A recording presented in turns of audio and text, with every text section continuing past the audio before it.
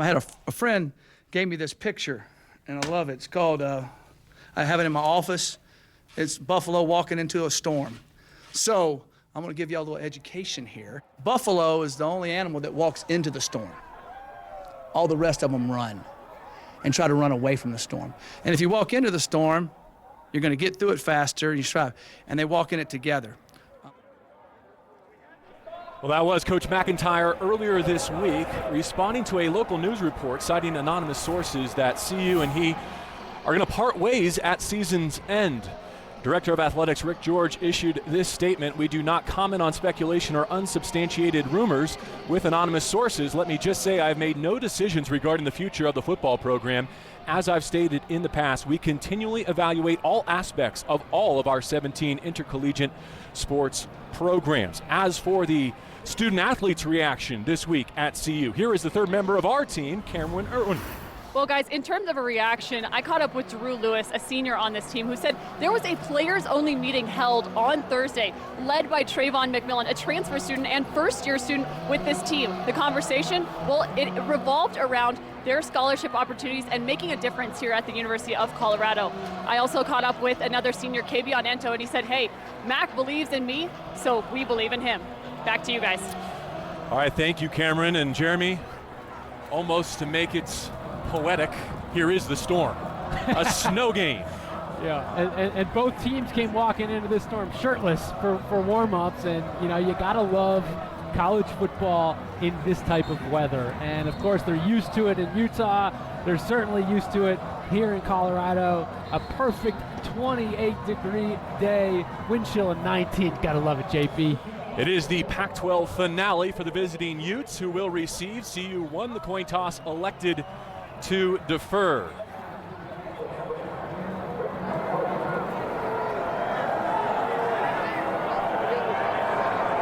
A field back there as a personal protector for Covey as we get underway. Utah hoping to clinch the Pac-12 South today and represent the South in the championship game for the first time. Davis Price handling both the punting and kickoff duties for Colorado.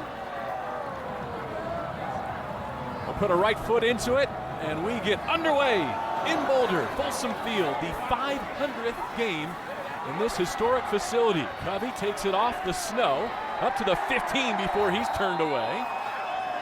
And so Jason Shelley, making his first career road start, will begin from there for Utah. Full 60, fear nothing, attack everything. That's what Kyle Whittingham tells us Utah Utes football team every time they step on the field. You mentioned Jason Shelley, redshirt freshman, did a nice job last week against Oregon, made the right decisions, no turnovers. That's the big stat there for Jason Shelley, and he had a lot of help around him, including that offensive line, which is one of the biggest offensive lines in the entire country. Last week rolled up just shy of 500 yards against the Ducks, and they will start with Shine on the ground, working back to his left, and he's planted after a short gain by the hammer, Nate Landman, who was disqualified for targeting Minshew last week in the second quarter. Second time this season he had been disqualified, but able to start today. Well, Nate Landman, he is the heart and soul of this defense. 86 tackles coming into this game, only a sophomore. Bright future, number 53. Just a yard on first down. They'll run it again on second. Landman there to meet the back Shine and turn him away in the hole. Jeremy, let's get to our Wendy's impact players when Utah's offense is on the field. Well, we just called Nate Landman's name twice, and we're going to call his name a lot more. And we know what Armand Shine is capable of. A heck of a day last week against Oregon, 174 yards. And with this snow and this weather in a slippery field, you're going to see a lot of Armand Shine. Utah was backed up on its opening drive last week at home. Opted to throw it on third down and long. They've got 6 to gain here for their first down of the week.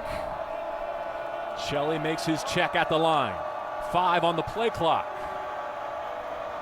A 3-man rush from Colorado. He's going to air it out for the first time, looking back shoulder to Damari Simpkins, and the CU defense gets a 3-and-out to begin the day. Trey Udofia in coverage. He and Dante Wigley are covering for Delrick Abrams at corner for Colorado. Oh, it's just a zone defense there for Colorado. The right call and nowhere to throw the football for Shelley. Makes the right decision and throws it out of bounds. And it's a nice job, nice start for this Colorado defense. Mitch Wisnowski, the punter for Utah, leads the Pac-12 in punt average, 4th in the nation. Nearly blocked as he gets it away. Ronnie Blackman, the return man for Colorado, muffs it on the hop. CU able to pounce on it at midfield. Well, it's just going to be one of those types of football games. Looked like Kabion Ento got on it at the end for CU. Yeah, it looks like he got a little piece of that football. And, you know, in this type of weather environment, this is backyard football. Everybody's played it, you know, growing up in the snow. And it's just going to be one of those games where you have to be disciplined. You can't turn the football over. You got to hang on to it. But it gets hard because that ball gets really slippery in the snow. An ideal start despite that scare there for Colorado. They win the toss, they elect to defer, they get a stop on defense, and now prime field position. Shotgun to Montez. Here's Jay McIntyre on his senior day, strung out for a loss. Tackled in CU territory. Take a look at Steven Montez at the controls again today for Colorado. His career record 12-13 as CU's starting signal caller. Yeah, he's close to the top of every statistical category inside the Pac-12 throwing the football. And, you know, obviously they've struggled the past 5 games, but Steven Montez is an experienced quarterback in the backfield for Colorado. And 10 personnel, 3-by-1. The receiver set for second down and long. They'll run the draw, and again it goes for a loss. Trayvon McMillan stuffed by that Utah defense, led by Cody Barton and Max Tupai. Well, we're going to be saying the name Cody Barton a lot today, and also Chase Hansen, number 22. Those are 2 of the better linebackers in all of the conference. That time, Cody Barton gets the best of Trayvon McMillan for his 84th tackle of the season. Buffs going backward. 3rd down, 16. They need the 40-yard line of Utah for a new set of downs, after Utah went 3 and out on its first possession.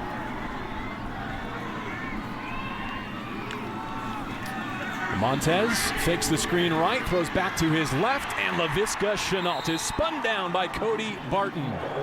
The CU likes yards after catch from Shenault and their receiving core as much as any team in the Pac-12. Utah prepared on that first set of downs. Yeah, make that 85 tackles for Cody Barton.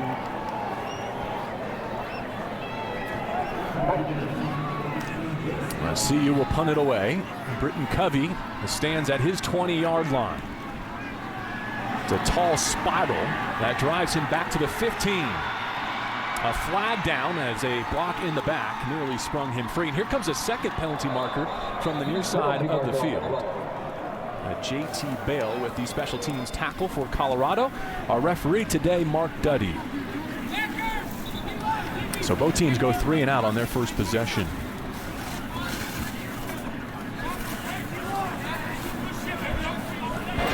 During the return, illegal block in the back, return team number 20. 10-yard penalty for the spot of the foul. Excuse me, half distance to the goal from the spot of the foul. It'll be first down. All right, scoreless after a couple of possessions here in Boulder, a snow game on Pac-12 Network.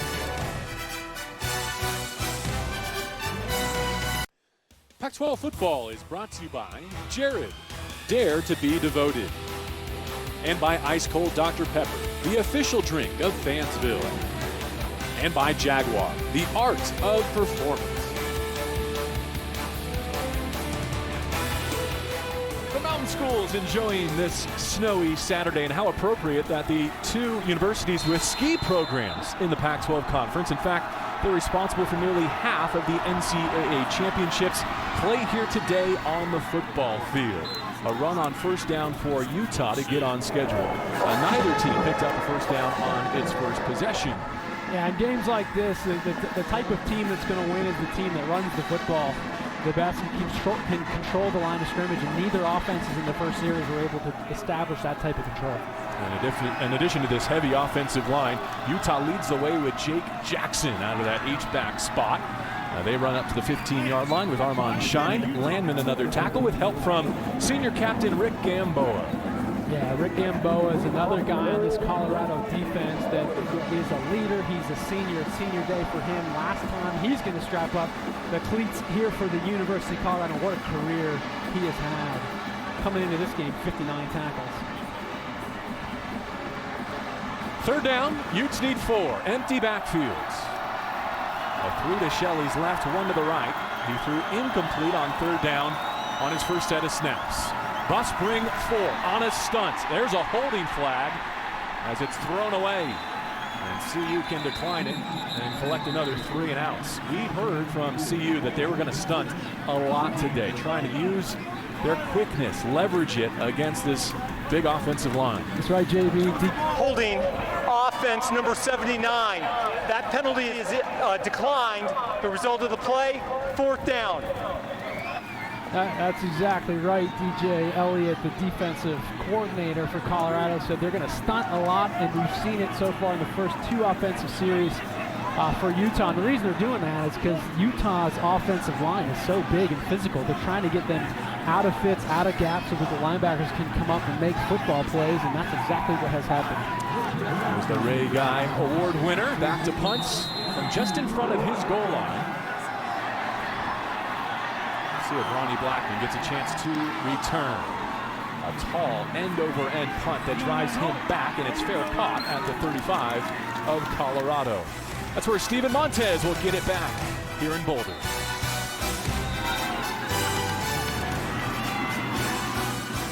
Brought to you by Sling. Live TV you love, only better. Welcome back to Folsom Field. Things are just a little bit chilly. As you can see, we're just below freezing, and it is definitely a little bit snowy. Now, this is just the 8th game since 1949 that there has been snow at Folsom Field, and I can tell you right now, it's a little chilly down here, and the field conditions are very slick. Now, Jeremy, I know you played here. What is it like to have to kind of deal with these as a receiver? I loved it. The defense doesn't know where you're going. You know where you're going. It's easy to make them slip, and you know there will be at least one big pass play in this game where, you know, JB, it's nice to be a receiver on an offense when the defense doesn't know where you're going. Sorry to interrupt there, but there was a punch thrown by Jalen Johnson, the safety for Utah. And I'm not sure if the officials caught it. I don't see a flag down on the field after that Trayvon McMillan run. But that was clear as day as he got tangled up with Darian Jones. Wow, he's lucky to continue in this contest. Another inside give to McMillan. He lowers his pads, and he's close to the first down for either team today. Corian Ballard. Take a look at our Wendy's impact players. Yeah, you talk about Chase Hansen. I mean, all Pac-12 type of linebacker. What a season he has had for this very physical defense. And then Laviska Shenault, one of the best receivers in all of the land.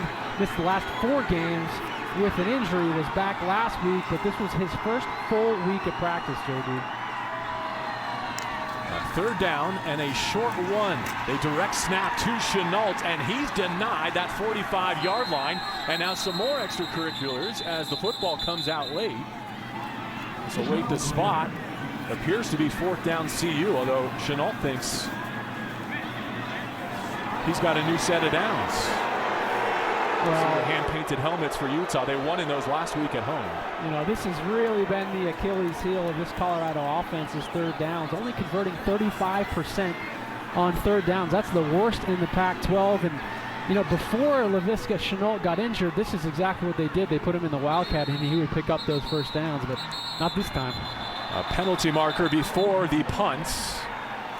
And the chippiness continues between the special teams units.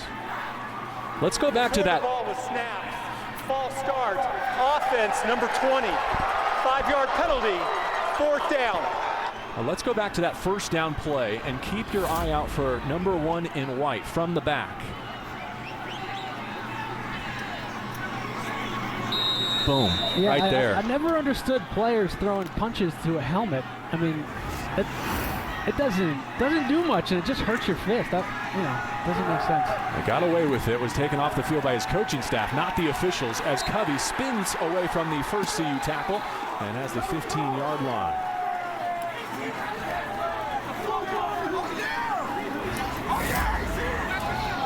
All right, so the team's exchanging punts here in this first quarter as Covey takes it on the bounce.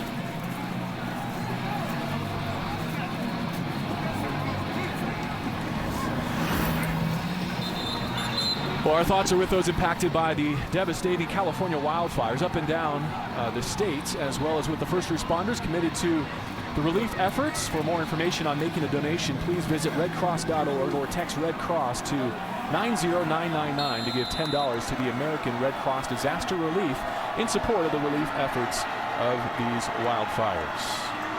A new Utah drive begins with his own read concept and Jason Shelley making his first career road start. Carries on first down. He rushed for a pair of touchdowns in the win over Oregon last week.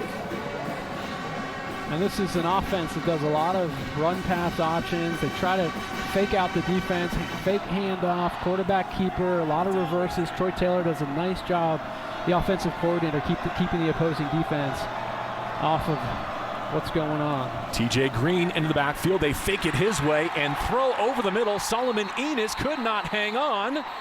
From the back, it's incomplete. The back judge coming in to say not a fumble, an incomplete pass. Four-star freshman out of Phoenix could not snag it. Well, again, it's tough to throw the football. That football is cold and heavy, and it's sometimes tough to bring it in. That time Enos should have caught in that football. Nicely delivered on-target football by Shelley. Well, speaking of Troy Taylor, we asked the offensive coordinator what Shelley is like, what he learned about his quarterback from that game last week. He said he learned that he plays like he practices, which isn't always the case, especially for quarterbacks. Blitz coming from his backside. He throws for first down yardage, collected by Damari Simpkins, going to the ground to move the chains.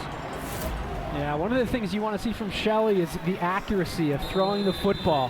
When he came in, when Tyler Huntley went down in the second half of that ASU game, he wasn't very accurate. He was accurate last week against Oregon, and so far in the two throws on this drive, right on the money.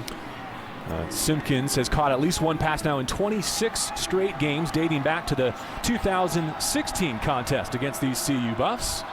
A first down run. Shine back in the contest, and he carries the pile up across the 30. Let's go down to the field and check in with Cameron.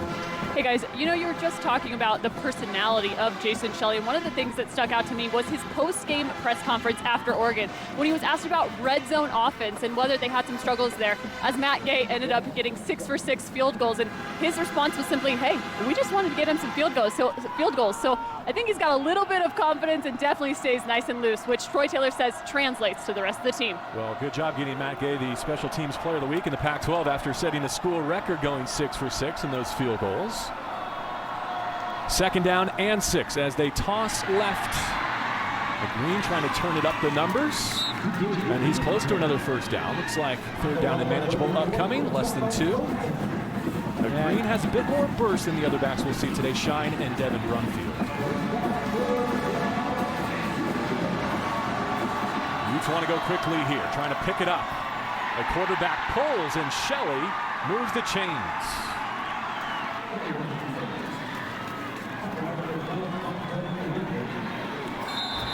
Well, Shelley did a good job the past 2 weeks using his legs to pick up first downs, and he shows his ability right there. He does a nice job extending football plays, making it difficult for the defense to cover. He needs that run pass option well, and he's just developing here in front of our eyes. A straight ahead Shine into the pile, a yard on first down. He was Utah's top rusher early in 2016, a JUCO transfer who came on after Joe Williams left the team. Shine started against Arizona, rushed for over 100 yards before a season-ending knee injury, and broke his arm in preseason camp 2017, missing all of last fall. He's really proven himself in pass protection to get more opportunities this season, and now it's his show with back-to-back 1,000-yard rusher Zach Moss off the field. That's into trouble and nearly picked.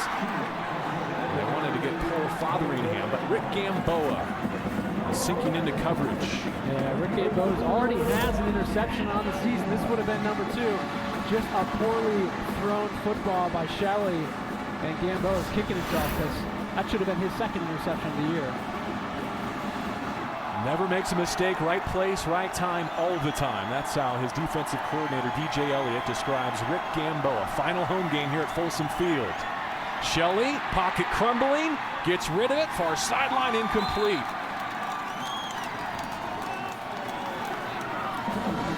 Fourth down, and the Utes will punt. Yeah, just ran out of time. This time, Davion Taylor came from the buff back position, coming right around the edge there and got to Shelley. But nice job coverage down the field. None of the receivers were open. Terrence Lang, the redshirt freshman, also with the pressure there. He and Israel Antoine, a couple of first-year buffs at the defensive end positions. Wisnowski working quickly to get it away. Angled to the near sideline and out of bounds between the 25 and the 30. We'll step aside at Folsom Field, snowing with 5 minutes to go in the first. 12 after dark as ASU is in Eugene. Keep it here on Pac-12 Network or download and stream each game live with your Pac-12 Now app. Utah hoping to win today and then rooting for the Oregon Ducks to knock off ASU. That's their clinching scenario here on the penultimate week. Hoping to be the final Pac-12 South team to go to the championship game. Out of the shotgun diamond, Montez to throw. He's hit through the hands of a Utah defender and complete to the 40. Jawan Winfrey, fifth-year senior and a captain, but back in the pocket, Montez collecting himself after he was drilled. Yeah, he took a shot. Take a look right here. Wow, right in the side of the helmet.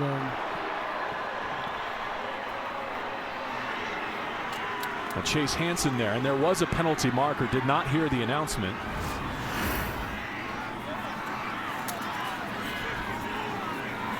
The training staff is going to come out and check on Montez based on the official going to the monitor, to the headset. I imagine they're examining the possibility of targeting.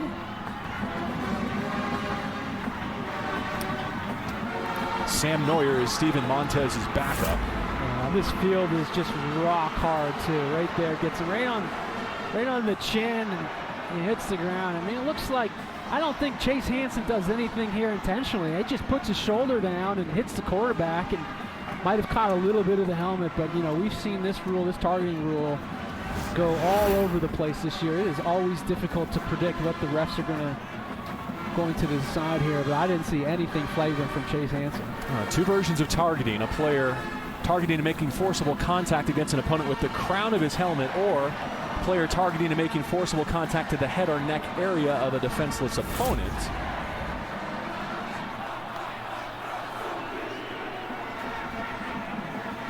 Some of the indicators of targeting: a launch, a player leaving his feet. Looked like the feet were on the ground there for Chase Hansen. A crouch followed by an upward or forward thrust, leading with the helmet, and some of the things that our replay team will be looking for. And here is Mark Duddy. After review, the ruling on the field of targeting stands. Number 22 is disqualified from the game. See Coach Whittingham's reaction as a Pac-12 Defensive Player of the Year candidate is disqualified in the first quarter. All I can say is wow. I mean, I don't know what to tell you. I mean, I know Kyle Whittingham is livid, and you know this is a big loss for this Utah defense. Chase Hansen is a superstar, all Pac-12 player. I didn't see anything flagrant. I know the rule as it's interpreted is really tough, but gosh, that is a stiff penalty for somebody who's playing football. Montez able to continue, and he's going vertical. That ball's tipped and incomplete at the 5. Laviska Chenault actually throwing Jalen Johnson to the turf to prevent an interception.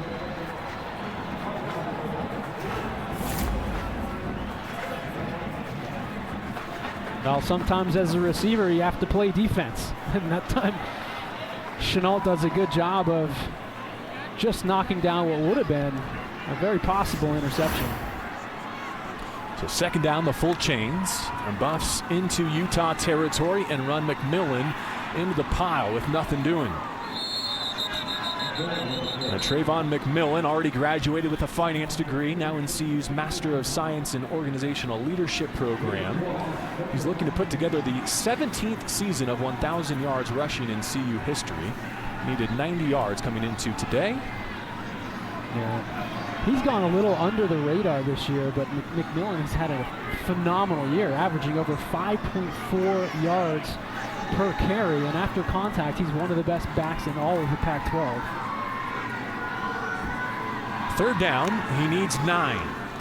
Blitz coming from Utah. Montez stares it down and throws wide of Chenault, who's asking for a penalty, and here it comes from the far sideline. Javelin Guidry wrapped up with the leading target, Laviska Chenault. You can't blame him a little bit. I mean, it's hard enough to cover Chenault. Pass interference, defense number 28. The ball will be placed at the spot of the foul. Automatic first down. I mean, he's hard enough to cover on ground that's not wet with snow on it, and that time just grabs the shoulder pad there, and that's certainly pass interference. Chenault averaging 3.99 yards per route run. That's number 3 in all of FBS. So in terms of quantifying his absence during this losing streak, his head coach said, look at the Cleveland Cavaliers without LeBron James. That's how the Bucks have felt. Number 2 played last week, but he did not practice. Seemed a bit out of sorts, a couple of drops and a fumble.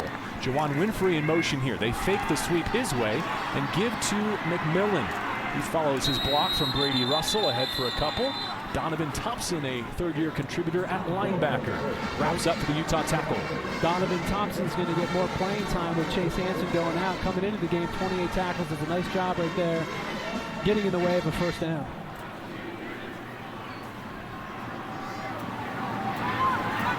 Montez played last year against Utah, went 14 of 28 for 195 and a rushing touchdown.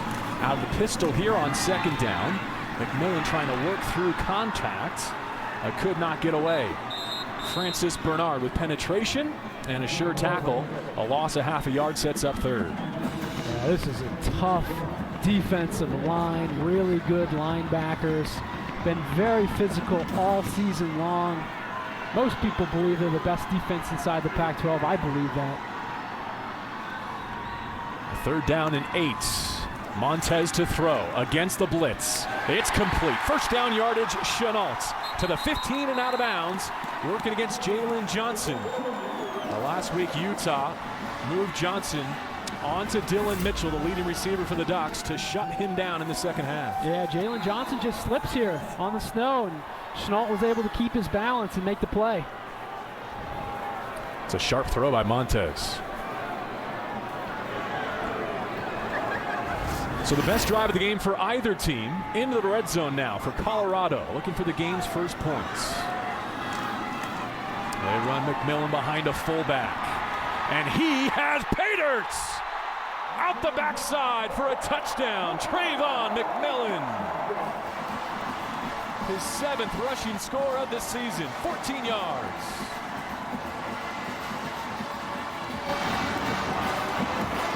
Appropriate that he throws up the flexing. I mean, Trayvon McMillan, a running back that runs behind his pads. He runs low, he never gives up. His feet are always churning, and you see it right here on this play. Does a nice job. Good blocking up front by the offensive line, and finds the end zone. Remember, that drive all started with a completion and a targeting penalty tacked on that disqualified Chase Hansen. And suddenly, the ground game for Colorado finds some traction in the snow. And now the try from James Stefano, a 31-year-old sophomore, back from an injury. And he puts it through the uprights. So we send you to our San Francisco studio. Let's get an update with Chris Francis. From snowy Boulder, the Gatorade Studio update takes us to Tuscaloosa, where number 1 Alabama is heating up against the Citadel. Tua Tagovailoa to Irv Smith Jr. This is a 246-pound tight end, folks, and he's going 68 yards to the house. It was surprisingly 10-10 at the half. It is now 30-10 Crimson Tide. All right, back here in Boulder, Colorado gets the game's first touchdown. They're riding a 5-game losing streak. Jeremy Bloom trying to secure bowl eligibility with 2 weeks to go.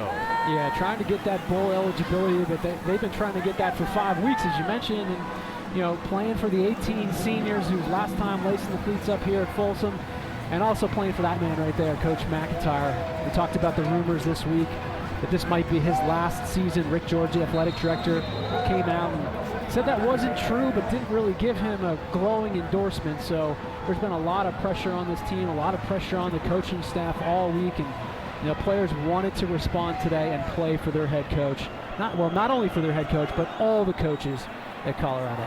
Buick scoring drive there, capped by the 14-yard McMillan touchdown. Now Covey with the return, stays on his feet at the 20. And we'll give it back to his quarterback, Jason Shelley, at the 22. Coming into today, 3 Pac-12 South teams alive for a trip to the title game. Utah hoping to beat CU today and then needing ASU to lose one of its final 2 games. The Sun Devils control their own destiny by virtue of beating the Utes in Tempe a couple weekends back. They have Oregon and Arizona in the Territorial Cup to finish. And as for the Wildcats, they have to win in Pullman tonight and then the Territorial Cup, needing a Utah loss here today. This is the Pac-12 finale for the Utes. They host BYU next week. There's an injured Utah player down at the 20-yard line.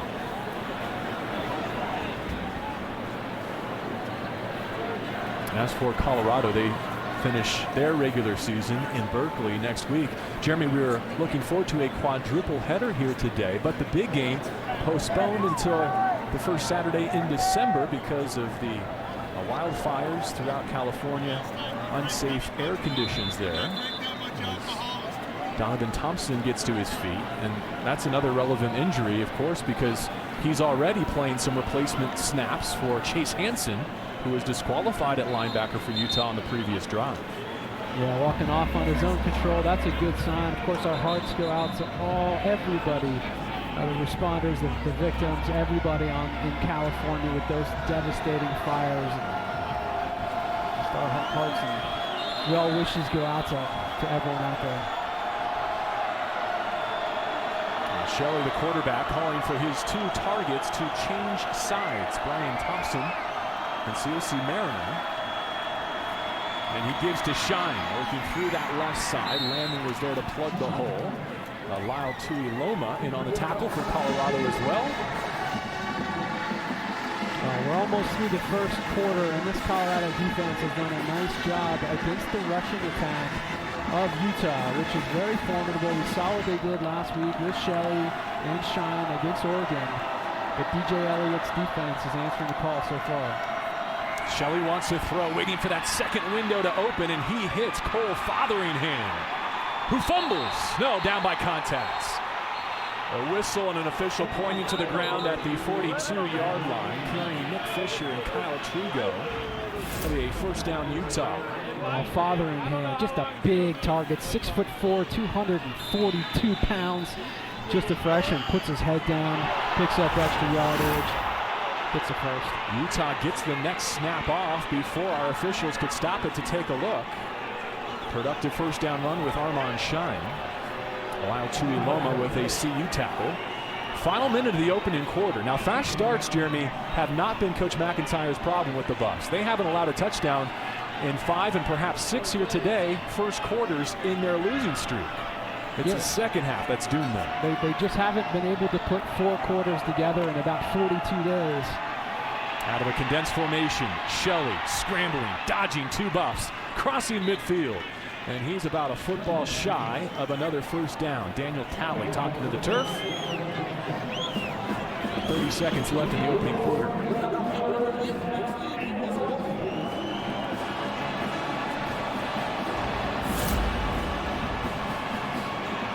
Well, if it was flag football, he would have been down right there. But Mustafa Johnson pulling off the hand warmer.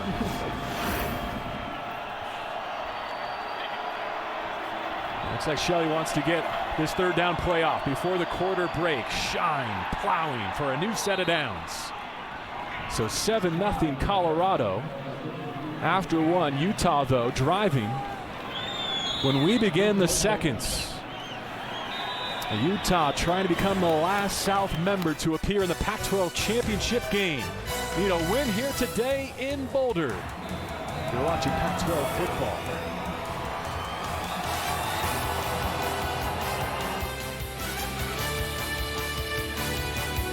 Pac is better from here. The 500th game inside of one of college football's most iconic venues. Welcome back to Boulder. Folsom Fields. Constructed for $75,000 and opened one game into the 1924 season as Colorado Stadium. To our second quarter, Utah trailing CU 7-0. And Shelley waiting for a hold open on that left side.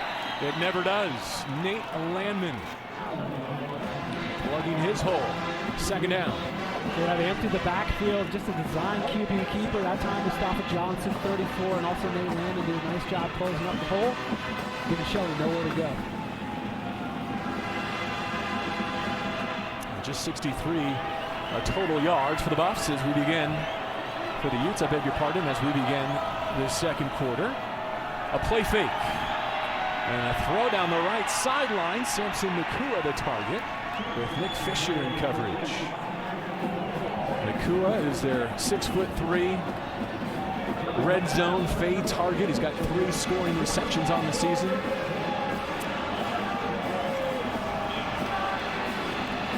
Third down and the Utes behind the chains.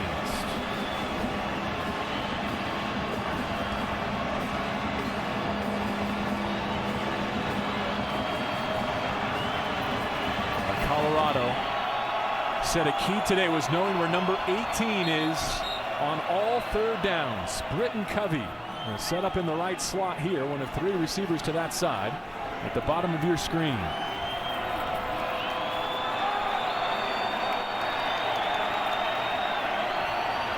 Play clock at 3 as the officials make the ball ready for play, and a timeout from the Utah sideline to avoid a delay of game. First timeout taken by Kyle Whittingham, who is 5-2 in his career against Colorado, the longest tenured coach in the Pac-12, looking to make an appearance in the championship game.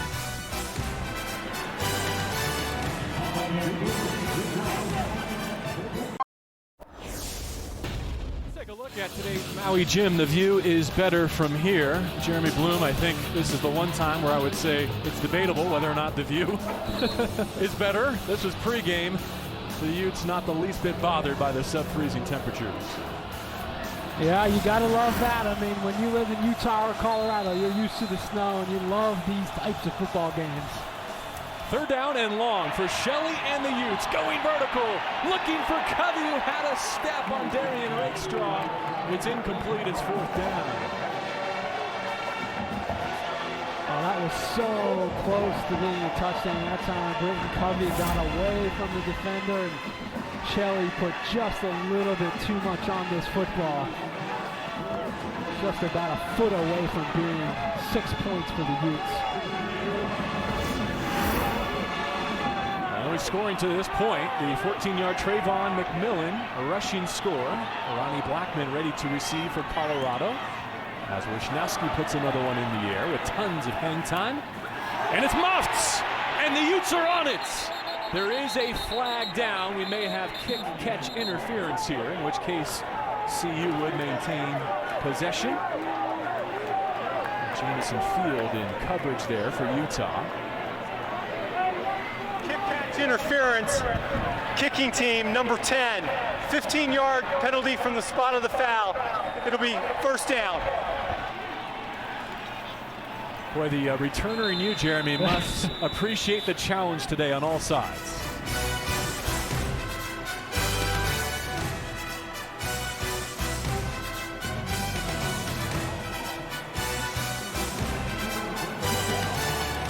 Next, get up early and get comfortable because we've got you covered on Pac-12 Network all day long. Deep throw and a touchdown. Coverage begins next on Pac-12 Network, presented by Jerry.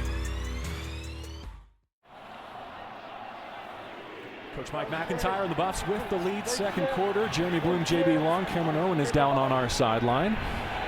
Utah takes over after the kick-catch interference. And they got Kyle Evans in their backfield, and they'll start from the pistol. Evans gets the carry, and he's dropped for a loss.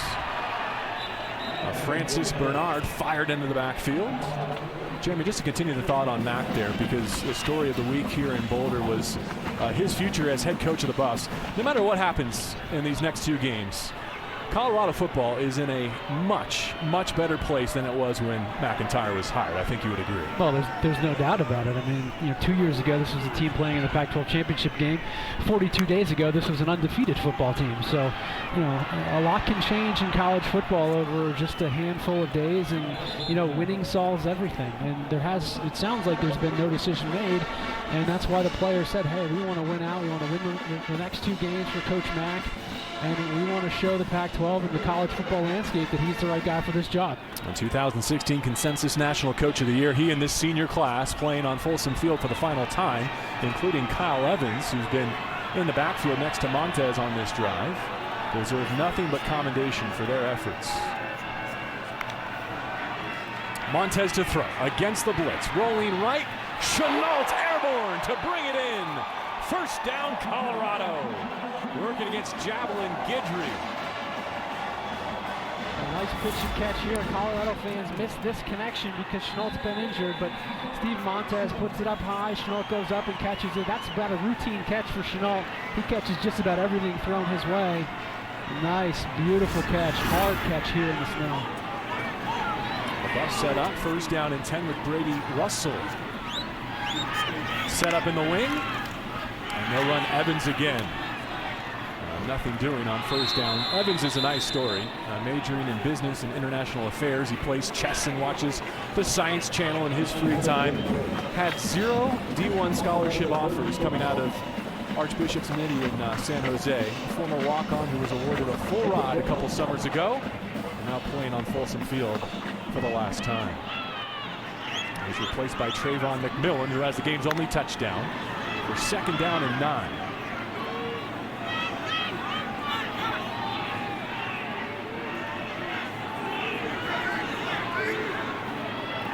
Single digits on the play clock as Montez claps. He's ready for the snap. Late blitz arriving as he launches to Chenault. Could not make the over-the-shoulder grab. Jalen Johnson running with him in coverage. For more on Laviska Chenault down the field, here's Cameron. Hey guys, I was taking a little bit of a look statistically at Chenault and what he's done, and the thing that actually stuck out to me was that this team is so much better when he is in there. They are 5-2 with him, 0-3 without him. Through his first 8 games, how about he was averaging over 130 yards, and against Washington State, he surpassed that 1,000 yards earned, and he had 102 yards on 10 catches, so he definitely adds a lot to this offense. The other interesting note about him is, hey, he didn't even practice prior to Washington State. He just went out there and played. A third down and long, 4-man rush from Utah. Montez again rolling to his arm side. Back across his body, late to the middle, K.D. Nixon. So, Jeremy, we've talked a lot about Chenault's return, but K.D. Nixon, their second leading receiver, moved the chains here. Yeah, high school teammate to Laviska Chenault. This time, Montez does a nice job extending play, throwing all the way across his body, and welcome back K.D. Nixon. Co-offensive coordinator Clayton Adams told us yesterday he thinks Nixon will eventually be a team captain and a leader here in Boulder. He's a sophomore, as is Chenault. Who set it as? Well-protected Montez. Touch pass down the right side. Intercepted. Picked off at the 20-yard line. Marquise Blair. Forced a fumble against Oregon and creates a takeaway here. Just great awareness this time by number 13, Blair. He's just playing center field. This is cover 2 zone. And Montez doesn't see him. He goes up, makes the play, makes the interception. Big play for the Utes. What's amazing about the Colorado losing streak is it hasn't been ball security. Just 11 giveaways, tied for the 23rd fewest in the nation. But Montez gives one away there to give it back to Utah, trailing 7-0 second quarter.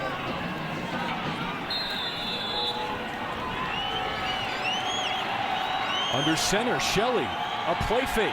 Nice pocket to launch down the middle. And it is hauled in. Jalen Dixon trying to stiff arm Wiggly into Colorado territory. Last week he hauled in a clutch 36-yarder on the go-ahead drive.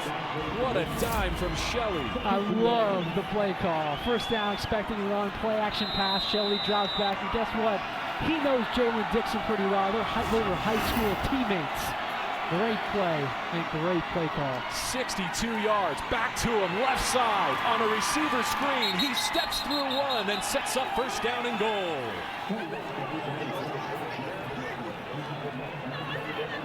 Utah's leader in yards per reception, the freshman Jalen Dixon. And now a stoppage as the back judge blows it dead. Ask the fans on both sides not to throw snowballs onto the field. That's dangerous for the players from both teams. Please, no snowballs down on the field. Thank you. Fair enough. So into the red zone for the first time, Utah. Last week only 2 touchdowns on 6 trips inside Oregon's 20-yard line. Shelley. Great penetration from the CU fronts. Mustafa Johnson. Mustafa Johnson, a guy that's really been under the radar. He's an all Pac-12 type of player. Coming to this game, 41 tackles, 12 tackles for loss, 6.5 sacks. He's been a beast for the Buffs on the interior line. He knocks Utah off schedule here on 2nd and goal. Wholesale substitutions for the Utah offense. A shine next to Shelley in the shotgun. 2nd down and goal. They want to throw. It is brought in. Touchdown, Utah. Samson Nakua, his 4th. Tipped it to himself with a big right hand. A 10-yard touchdown and a PAT will tie it. And he's that big target, 6'3". They love to go his way here in the red zone. That time Shelley delivers just a perfect football right there. One-handed grab for the touchdown, and Utah's offense has found their rhythm. And nothing Nick Fisher, a senior captain, could do as that ball was put in a place where only the 6'3" Nakua could have a chance. Now Gay on for the try out of the hold of Wisnowski.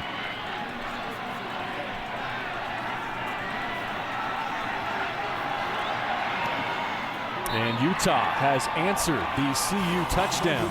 A new game, 7 apiece at Folsom Field in Boulder.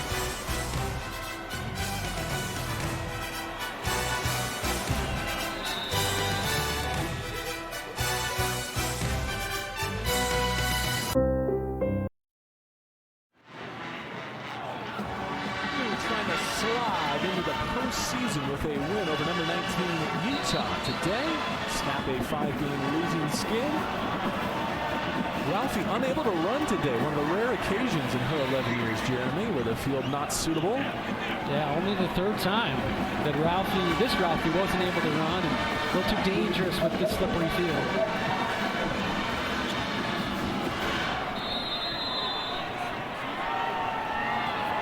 Kyle Evans back with Ronnie Blackman. Awaiting this Matt Gay kick. He puts it on the ground.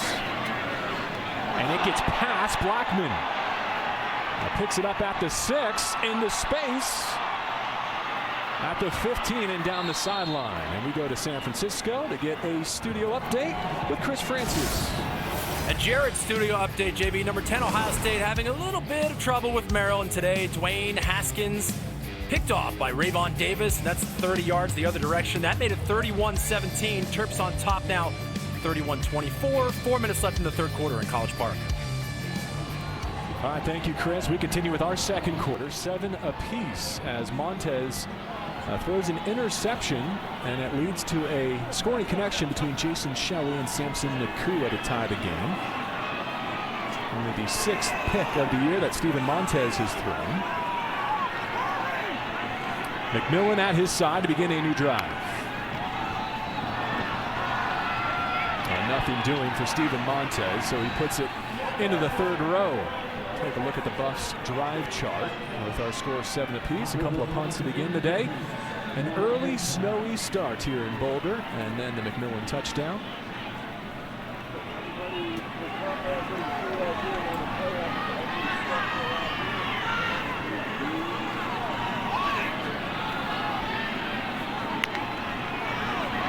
Second down in the full 10 as he looks to his sideline.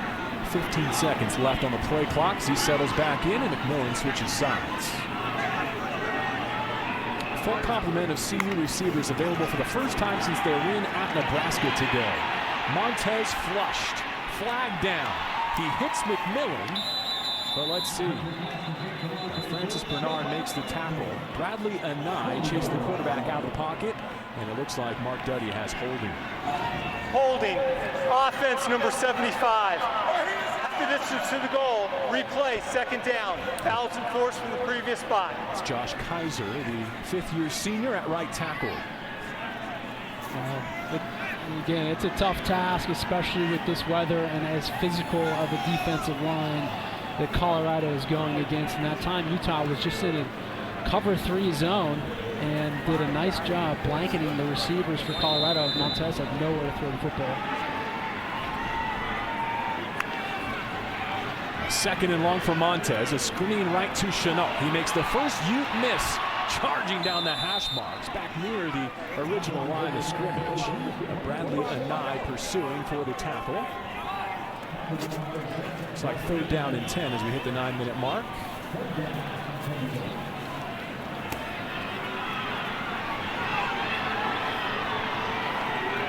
Officially 9. Chenault now the number 2 receiver to Montez's left. Can't say he's 100%, but he's given it a go for the 2nd week in a row here in Boulder. Montez feeling the heat. Chenault runs underneath it. Just one-on-one against Javelin Guidry. Montez gave him a chance. I mean, that looked like an impossible throw on the back foot of Montez. I just didn't think he would have the juice to get it all the way downfield. This just shows you the arm strength of Montez fading backwards. That's a 40-yard throw from where he threw it, and Chenault does a nice job adjusting to the route and making the play. They needed 9, got 14. Try to run the draw to McMillan, who spun down in his backfield for a loss. Max Tupai, a sophomore from Taylorsville, Utah, the number 1 overall recruit in this state in this class. Take a look at this catch again, and Chenault just does a nice job adjusting to the route, getting in front of the defender, and making the play. But what a throw by Montez.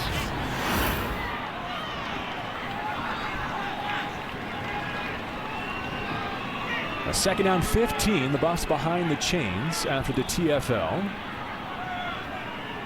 Trips to the right of Montez. Utes bring 4. That's through the hands of his intended target, Kavion Ento, and nearly intercepted by Blair, who already has 1. The timing was just off right here. Ento needs to turn his head quicker, and he was a little late, and by the time he turned around to find Montez, the ball was already on his hands.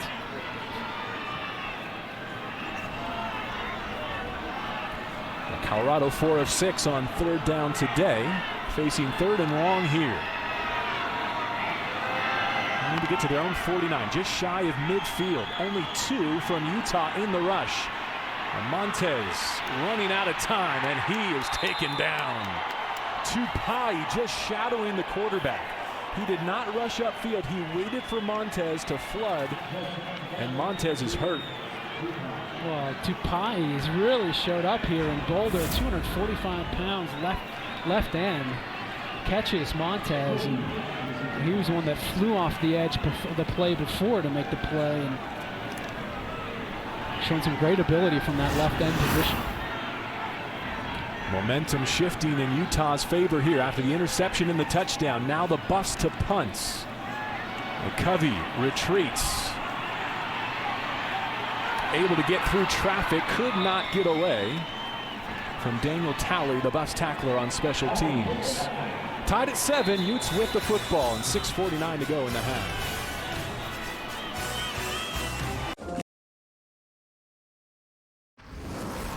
CU is honoring 18 student athletes today, dressing for a game at Folsom Field for the final time. They have the honor of doing so for the 500th game in stadium history. And certainly a special connection between head coach and Jay McIntyre, the 5th-year senior and a captain. Missed the last couple of games, cleared the concussion protocol, and playing here today. He wasn't going to miss this game. Tied at 7 as we resume second quarter. The Utes with all the momentum. And it's Shelley to the perimeter. Up the right sideline. Into Buffs territory. And Nate Landman working inside out to prevent the touchdown. Jason Shelley showing using those wheels this time. Just misdirection to the left, takes off the right, outruns Landman to the sidelines, cuts back, gets a nice first down. He's a second cousin of Rashawn Salon. So it runs in his blood, the ability to run fast and have some athleticism. Of course, Rashawn Salon, a Heisman Trophy winner here at the University of Colorado, and second cousin of Jason Shelley. His run was good for 24. TJ Green picked up a couple on first down to set up 2nd and 8.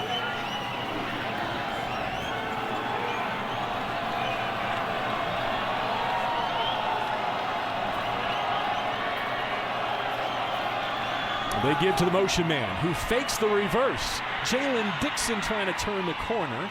And Darian Rakestraw, the safety, made the play for the Buffs.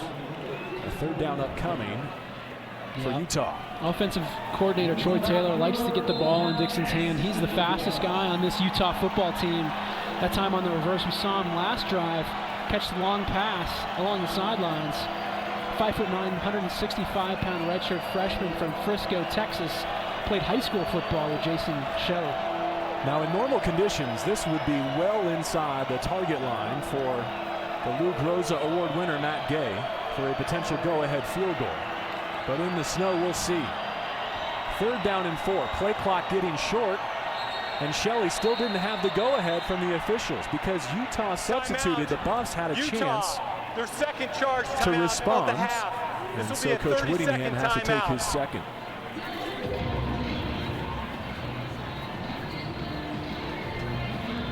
I wouldn't put anything against Matt Gay. You know, their field goal kicker, what a day he had last week at Oregon, 6 for 6. He's 100% inside of 39 yards. Missed 3 field goals so far this season between 40 and 49, and he's 1 for 1 above 50. Hit a 55-yarder last week.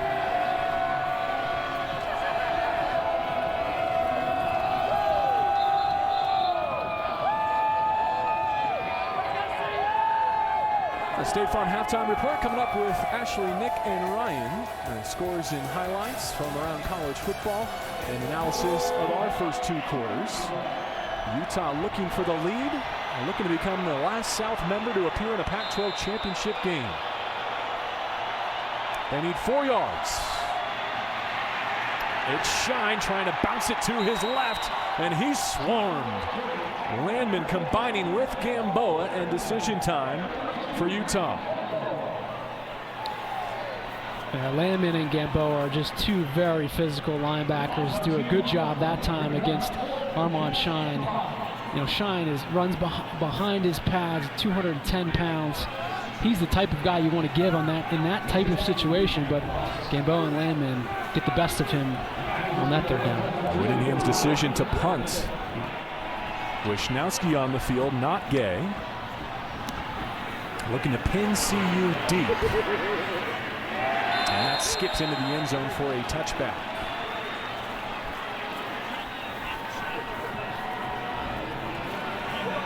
So weather impacting the decision making by the Utah coaching staff, with the most trusted kicker in college football not getting the chance, at least here in the second quarter, to put his team in front.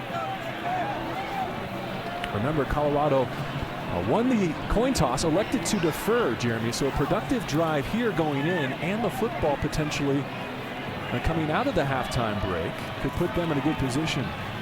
Yeah, they just have to continue getting Montez into rhythm with some of those short passes, giving the ball to Trayvon McMillan, who's averaging 5.5 yards per carry, and they've shown some good rhythm in the past couple drives.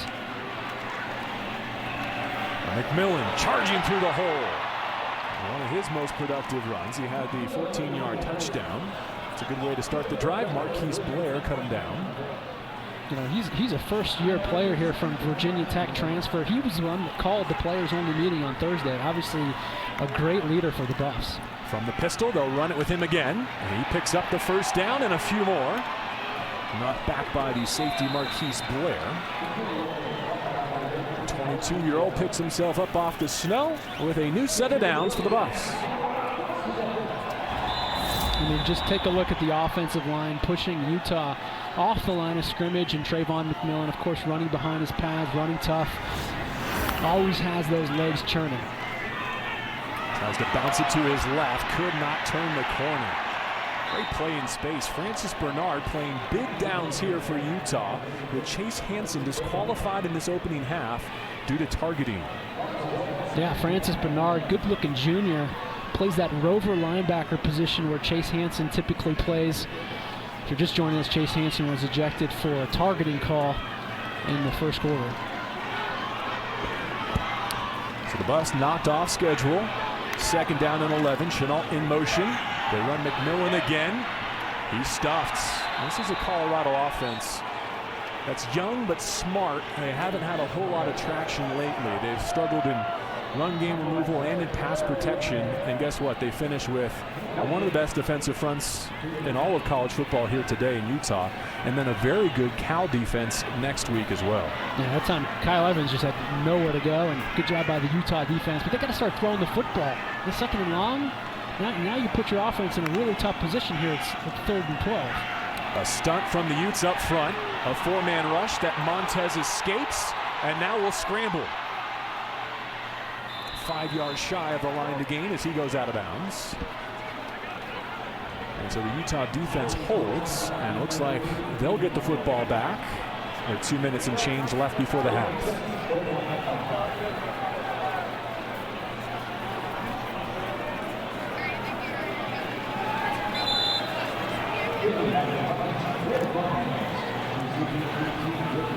Alex Kinney suffered a collarbone injury while making a tackle against Nebraska. Announced as the kicker here as he sends it away. And this is a towering shot. That bounces at the 15 and settles down for CU. So even the kicking game getting healthy for the Buffs as Alex Kinney returns to the lineup. 2:18 left for Utah in the half. Tonight, relive the biggest plays, biggest hits, biggest upsets from the biggest college sports day of the week.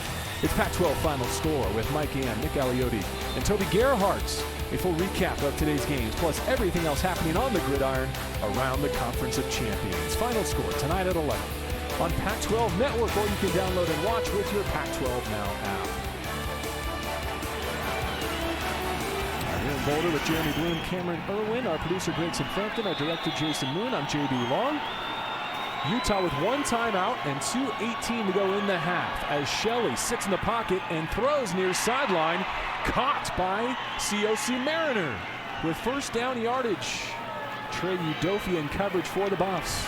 Well, Shelley's been impressive. You know, we know he can run the football. We know he can make the good reads with the run-pass option. But the one question mark coming into this week was, what was his accuracy like? And here in inclement conditions in the snow, I mean, he has been on the money. And this Utah offense is proving that they can move the football through the air here in Boulder.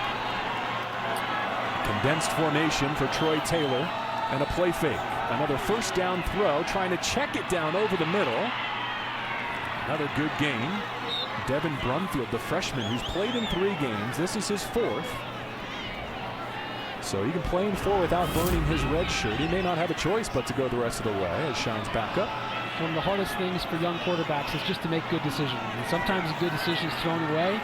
Sometimes a good decision is taking the check down for 4 or 5 yards, which Shelley did there. Nice job. Second down and short. Back to the air. He climbs, he rolls, he launches. Incomplete. Jalen Dixon at the near sideline. Jalen Dixon had a couple steps, and you know, it wasn't a perfect spiral, but it was a well-delivered, catchable football that Jalen Dixon should have caught. Got to make those plays, especially when you're tied football game. Colorado's going to get the ball coming out of halftime. Great opportunity for the Utes to put some points on the board before half. So now faced with third down and 3. It's Green in the backfield next to Shelley. An option. The quarterback turns it up, and it'll depend on the spot.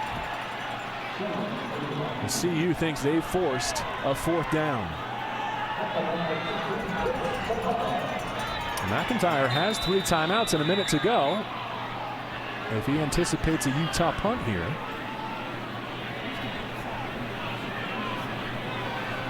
And again, his team will receive the 3rd quarter kick.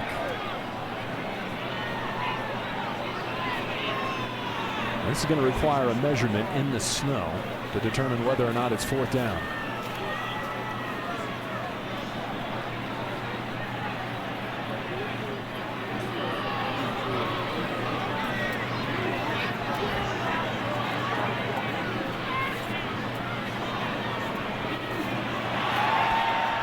Fourth and short for Utah.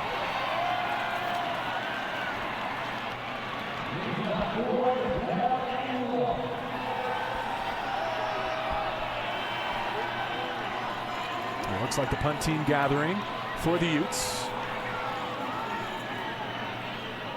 I wonder if McIntyre will take a timeout when that ball is spotted ready for play.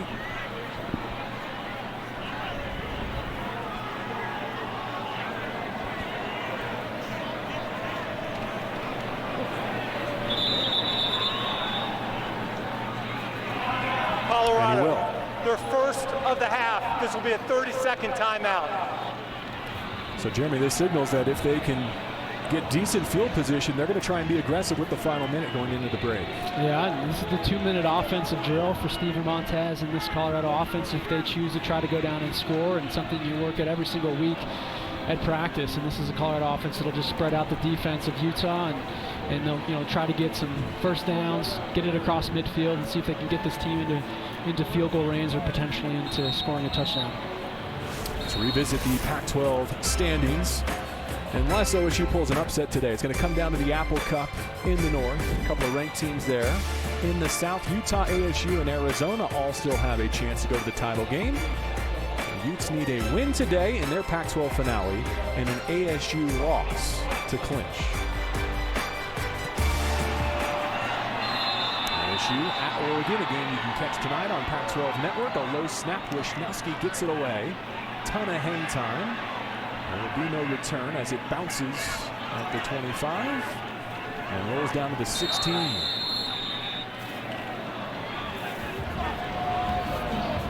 So 49 seconds remaining and 2 timeouts for the Buffs. Again, beat Colorado today and then an ASU loss in Oregon tonight or in the Territorial Cup would make Utah the South's representative for the first time since joining the league. Going to play their finale against BYU next week. First time since Utah and Colorado joined the Pac-12 that they are not meeting in the regular season finale.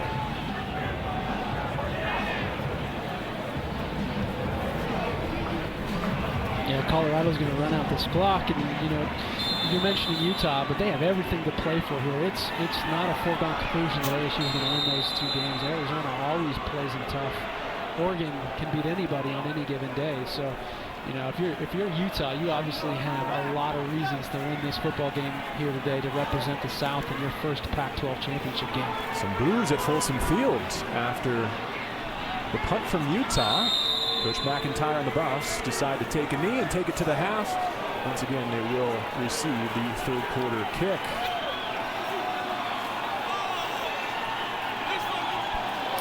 McIntyre trying to encourage his group after going toe-to-toe with a very physical Utah group that leads the South in wins coming into today.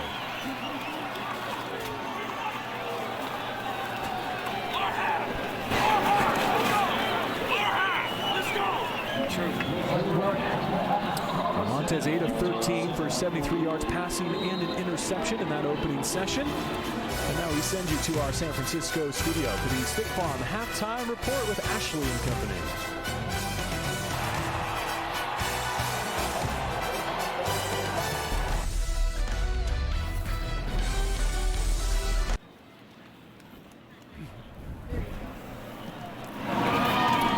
A very cool time lapse from this morning. A day that began with rain in the 8 a.m. hour, turned to snow. The crew doing great work here at Folsom Field to clear it and get it ready for play. And the crowd here for senior day enduring sub-freezing temperatures as we prepare for the start of the third quarter. Number 19 Utah and CU tied at 7. Jeremy Bloom, JB Long, so much at stake here today. The Buffs trying to go to a bowl game. Utah trying to clinch the Pac-12 South. Yeah, and you know, I think the first half it was a little bit like you would predict as a snow game. The football kind of everywhere, disjointed, hard to get into rhythm, defense oriented, but both teams found their rhythm and found the end zone. And right here, this was the first score of the game. This is Trayvon McMillan, the running back from Colorado. Just, tough, hard-nosed running to find the end zone. And then Utah would answer with a little play action fake there, Shelley, for the touchdown, and tied up the game. Because of the conditions, the stats a bit skewed, of course, but nearly double the yardage for Utah despite this tie ball game. Nearly even, 8 first downs to 9 for the Buffs. The ball has been on the ground quite a bit. Montez threw an interception. Marquise Blair got the takeaway. That led to the tying touchdown. Let's go down to the field before the kick and check in with the third member of our team, Cameron Irwin. Hey guys, I caught up with Kyle Whittingham, and simply put, he just said, hey, we need to get our offense going, and that's just about it. I asked him about the loss of Chase Hansen, and he said they're still feeling really good in that position. He was impressed with what Thompson was able to do coming in. I also caught up with Coach Mack, and some of the things he said, hey, we just need to score one more time than them. Both guys a little bit meant a few words, but simply put, both teams looking to get offense going. All right, thank you, Cameron. Kyle Evans is back with Ronnie Blackman to await the third quarter kick.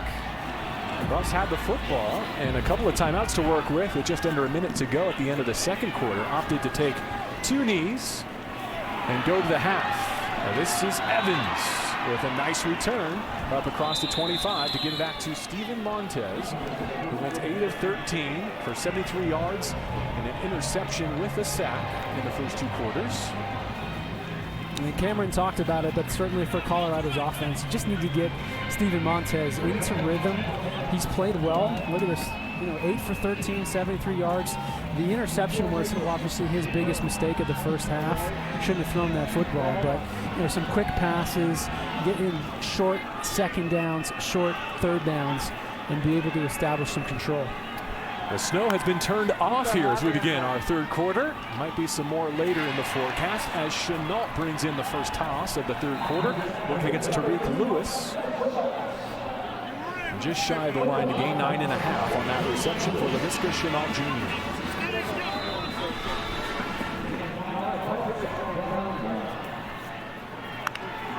Montez taking the quick snap. He'll run forward himself, sliding down up across the 40 with a new set of downs. A nice article this week by our friend Brian Howell, kind of covering last week's disappointing loss to Washington State, but he noticed that it was Montez sticking around to sign endless amounts of autographs for young players, and he asked Montez about that as he takes his first down snap and throwing to the sideline again, wide of Chenault. Montez saying that he remembered when he saw Andrew Luck at Stanford and how important it was to him to try and shake Luck's hand and meet with him. He was blown away by that opportunity and just trying to do the same thing for the next generation of would-be quarterbacks. Yeah, well, he certainly inspired a lot of young aspiring quarterbacks here in Colorado, and he's been a good leader for this team and a good example of how to act off the football field. Full complement of receivers for the Buffs today, 2-by-2. They run the screen to Chenault's side, and he's dropped behind the line of scrimmage. Francis Bernard continues to play well at linebacker. We remind those of you joining us late that Chase Hansen, the Lott Impact Trophy Player of the Week and a Pac-12 Defensive Player of the Year candidate, disqualified in the opening quarter for targeting a hit he delivered to Steven Montez in the pocket.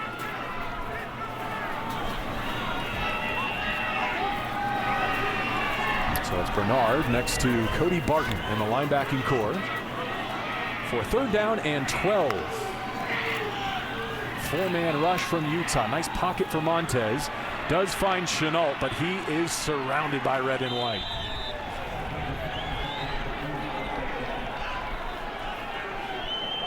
So Colorado will punt after the opening drive of the 3rd quarter, and in a tie ball game, Utah gets it back.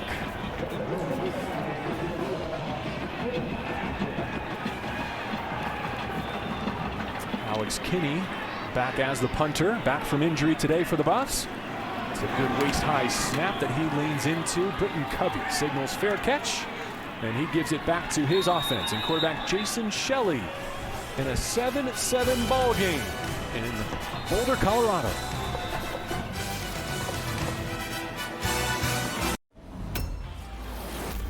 Here's today's 76 fueled moment. Jeremy Bloom, one of the great traditions in all of college football. The Buffs had to call an audible. That is hilarious. I've been around this program for a really long time, and I can say that is the only time I have ever seen Chip take the place of Ralphie.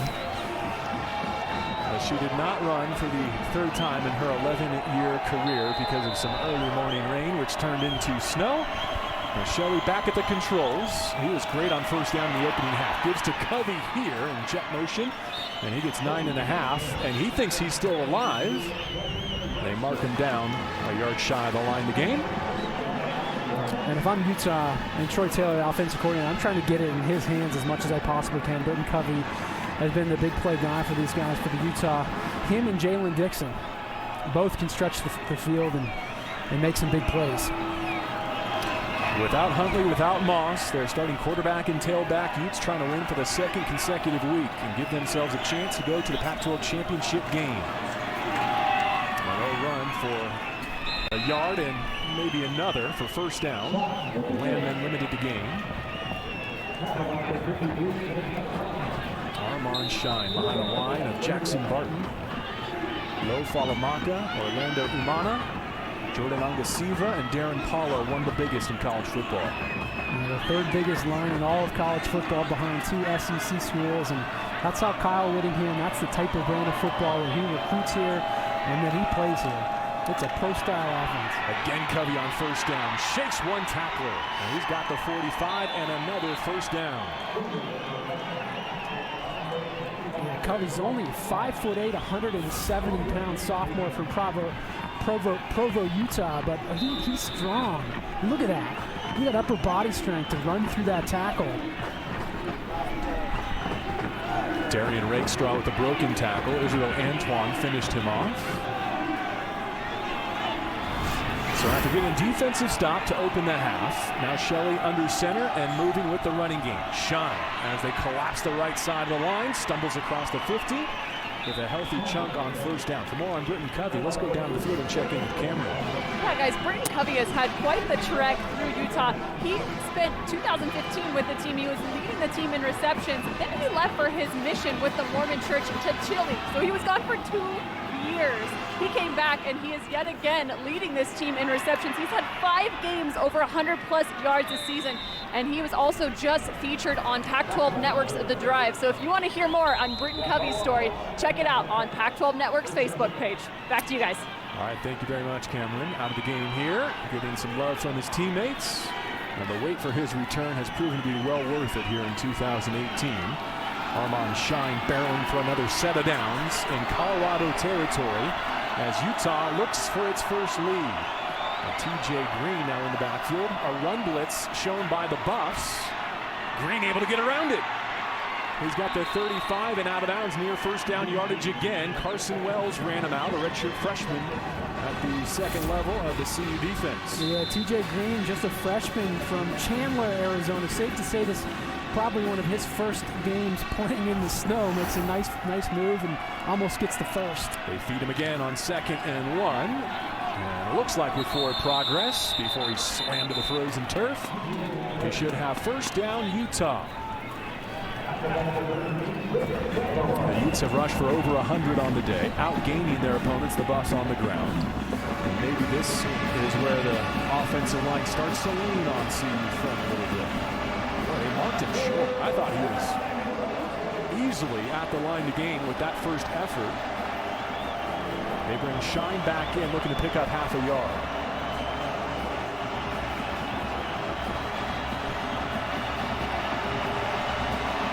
Shelley has to hurry. Play clock at 5 as he goes under center. Lost the exchange, picked it up, and falls forward on the sneak.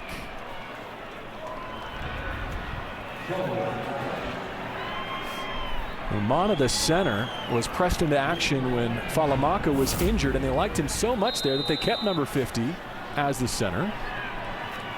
A good heads-up play that time from Shelley to pick up the ball and pick up the first down. There was a lot of confusion on that play and looked like it to be potentially a broken play, but Shelley does a nice job, heads up play, getting the ball off the ground and picking up the first. Again under center with TJ Green, his tailback. Gets through a Buff, and he's got the 20-yard line with another first down. Davion Taylor, a JC transfer, finally brought him down. Well, this is what Utah excels at, running the football with that big offensive line. And whether it's Armand Shine or TJ Green, regardless of who's in the backfield, when you're open up like holes like that and you got running backs making linebackers miss, Utah is a very hard offense to stop. They're picking on Darian Rakestraw, the safety, a converted receiver, starting for Evan Worthington today. They go back to his side, and Green stumbles, otherwise he might have housed it. Udofia, the defender in space. Another great first down game for TJ Green and the Utes. Yeah, TJ Green coming into the game, 16 carries, 95 yards. He's getting a lot of work on this drive, and he looks good. He just slips there in the snow a little bit, but he certainly looks like he has that burst. The Green comes off, Armand Shine returns for 2nd down and 3 in the red zone. Utah looking for the lead. They fake the give. They want to throw. Nakua jump ball. Good coverage by Trey Udofia to break it up.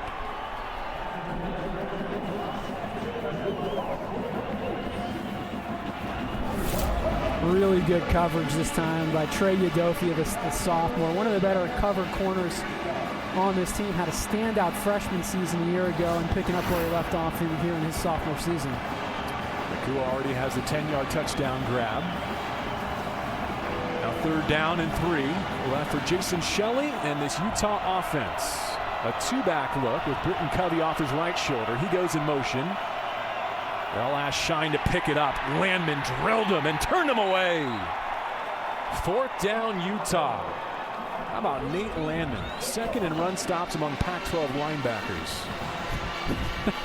I mean, he came flying into that hole like a missile. And it just gets lower than Shine. And Shine does a nice job blowing off that. And, you know, if there wasn't a defender there, he might have picked up the first down, but a good team effort by this Colorado defense. And Taylor finished him off. And so a field goal try for Matt Gay. It's to be about 33 yards. 20 of 23 on his season. For the lead. Pure. What an asset to have in a game like this. Matt Gay puts the Utes on top for the first time today with 7:37 to go in the 3rd.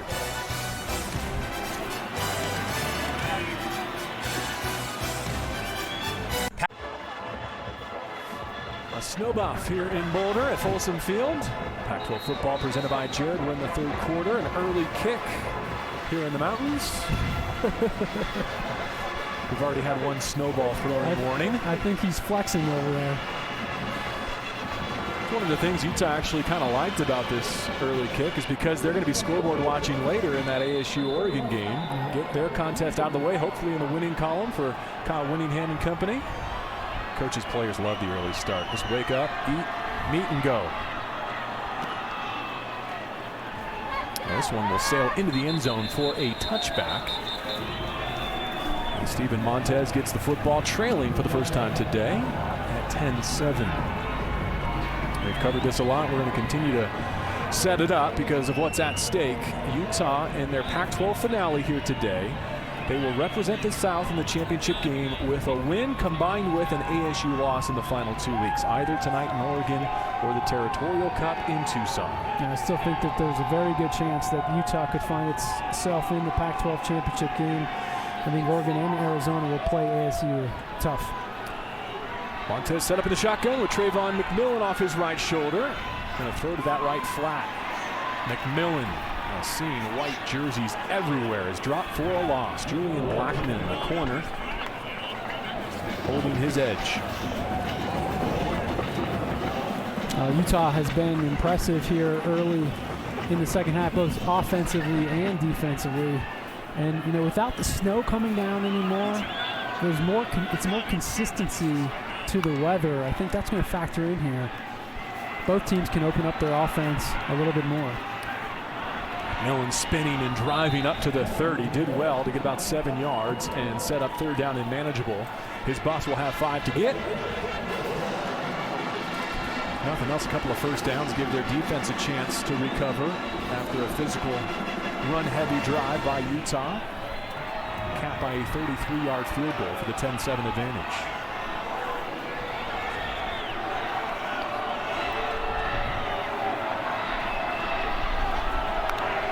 Third down snap.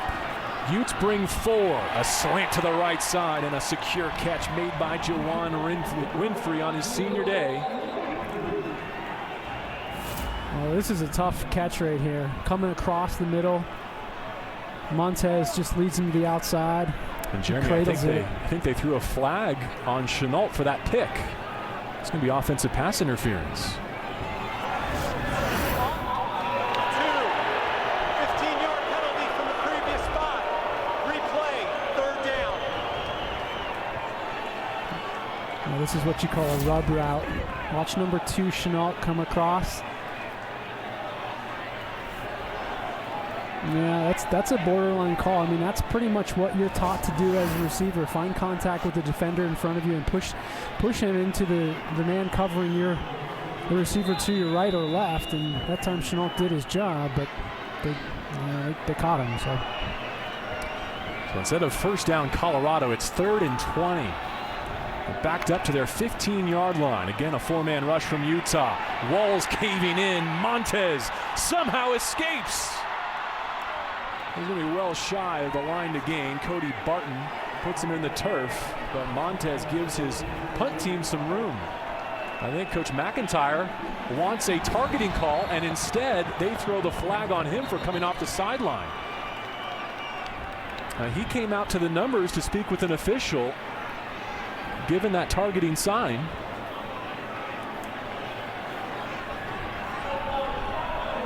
Offense, the head coach, Colorado. There's no penalty, but this is the only warning of the game.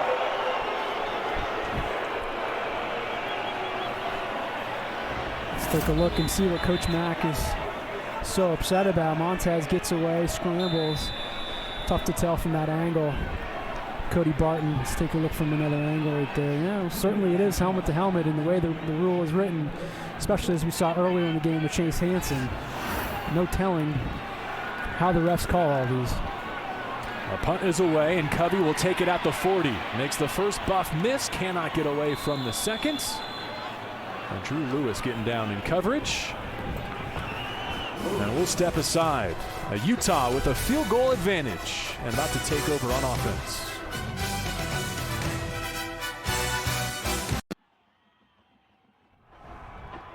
Well, a picture in Mike McIntyre's office served as the metaphor for the CU Buffs this week. The buffalo, the only animal that turns into the storm to get through it as quickly as possible. And certainly there was a storm this week in Boulder. As a local news report, citing anonymous sources, said that CU and McIntyre are going to part ways at season's end with 2 games to go, including this one, Senior Day. Covey begins a new drive for Utah, again on the fly sweep. He's got midfield and more. Gonna mark him out with a first down in Colorado territory. So here's another storm, this time on the field. Utah with a field goal lead and the football, and Colorado in danger of losing another game. It's 9th in the last 2 seasons when playing for bowl eligibility. And Utah definitely has the momentum here in the second half. Offense moving the ball well, defense shutting Colorado's offense down, and Buffs better be careful because this game could get out of hand. Devin Brumfield is in the backfield next to Jason Shelley. They fake the handoff his way.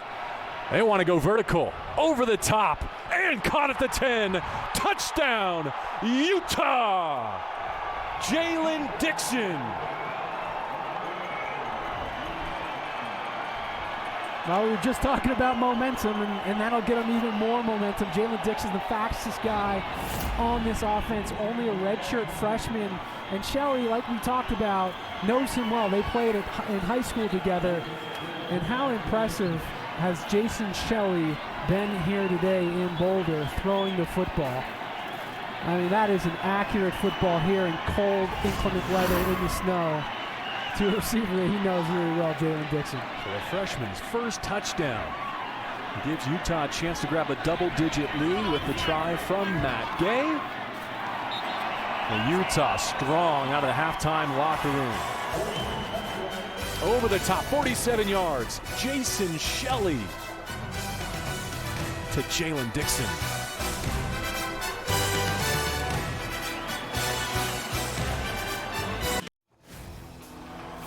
Here's our CDW well-orchestrated play.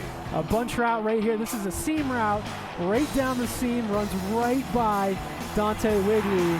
And an easy pitch and catch between Jalen Dixon and his high school teammate Jason Shelley from Lone Star High School in Frisco, Texas. The traveling Utes fired up, sensing all the momentum. After rallying from down a touchdown, they've got the last 17 points. No return on this kick. And it feels like crunch time already for Steven Montez and the Buffs here on this drive. Just under 5 minutes to go in the third. They've come up empty so far in the half.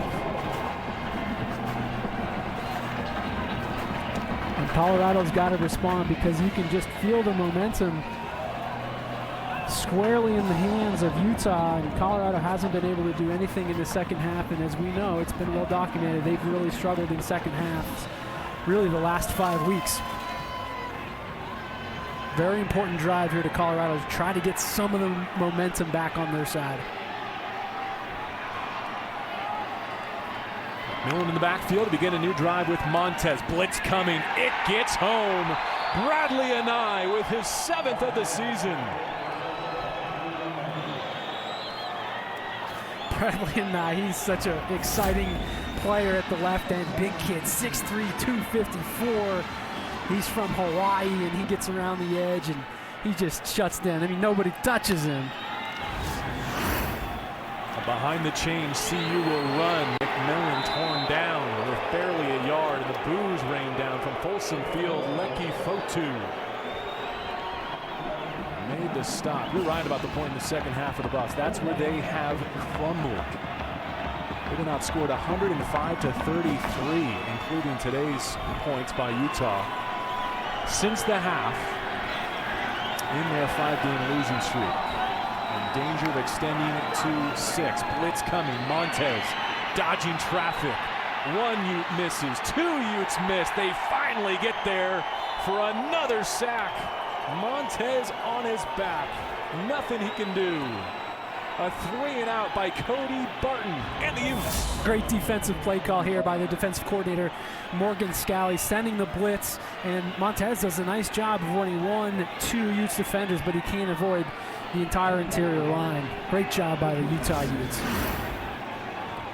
So now Covey set up near midfield on the snow-covered logo, ready to receive another punt on 4th and 21. Signals fair catch, and with a 17-7 lead and 3 minutes and change to go in the third, Shelley and Troy Taylor and Utah back to work. And I think Troy Taylor deserves some commendation here. Join Utah via Eastern Washington, and the Utes have had trouble pinning down their play caller for several years now. He looks to be the man. Yeah, impressive game plan last week against Oregon. So far here in Boulder, doing a nice job, especially in the second half. And you can just feel this team getting its rhythm. You know, Jason Shelley, this is only his second start. He's a redshirt freshman filling in for the injured Tyler Huntley. And, you know, one of the question marks coming in was how accurate was Jason Shelley as a passer, and he has proved today he is very accurate. After a 38-yard punt, they're going to go vertical again. That ball wobbled out of the hand of Shelley. Incomplete as he looked for Dixon again. Let's go down to the field and check in with Cameron. Well, you guys mentioned Troy Taylor, and one of the things in terms of preparation for this week is he said, you know, it feels like we're preparing for the same team as we were last week against Oregon, because if you take a look at the defense for Oregon, that is run by Jim Leavitt, who used to be the defensive coordinator here at Colorado just a few years ago, and he said that's definitely giving them an advantage. Well, some good halftime adjustments. They've come out and put 10 points on the board in this third quarter and looking for more.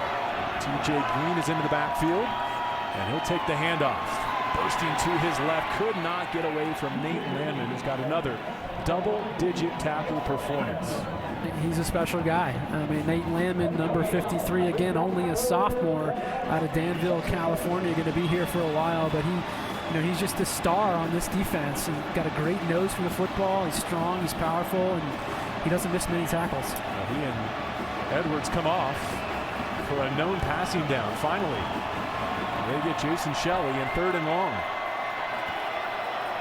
Empty set. Tunnel screen, right side. Covey with blockers. Midfield a spin move. Britton Covey to the 3rd level. First down, Utah in Colorado territory. Trey Udofia able to hold on to prevent the touchdown. He's just an exciting guy. Anytime that he has the football in his hands, he's got a little bit of that Wes Welker in him. Little Steve Smith, 5'9" type of receiver, makes people miss, spins off tackles, elusive in space. Love the way he plays football.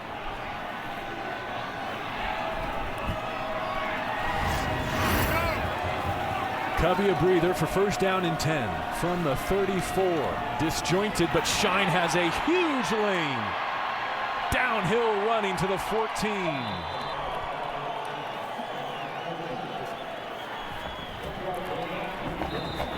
Now Utah's taking full control of this football game, both on offense and on defense.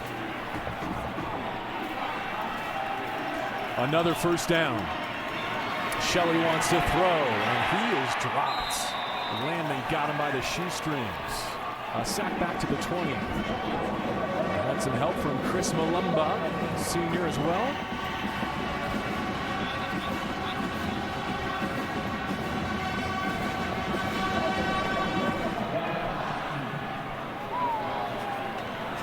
I guess if you had 11 of those guys, it'd be a pretty good defense. I mean, he is just everywhere. Covey back in the game and in motion. They throw to the tight end, Fotheringham, carrying Buffs to the goal line. Inside the 1, it'll be 1st and goal. How about the freshman tight ends for Utah emerging, Keithy and Fotheringham? Yeah, you're going to see number 5 for Colorado, Davion Taylor, get really fooled by the play-action fake. He went up to the line of scrimmage. He thought it was a handoff. Fotheringham just went way by him. Here's Shine following his blocks. Did he break the plane? Still no signal. Shine thinks he has it. His offensive line puts its arms in the air, and it's a touchdown for the Utes.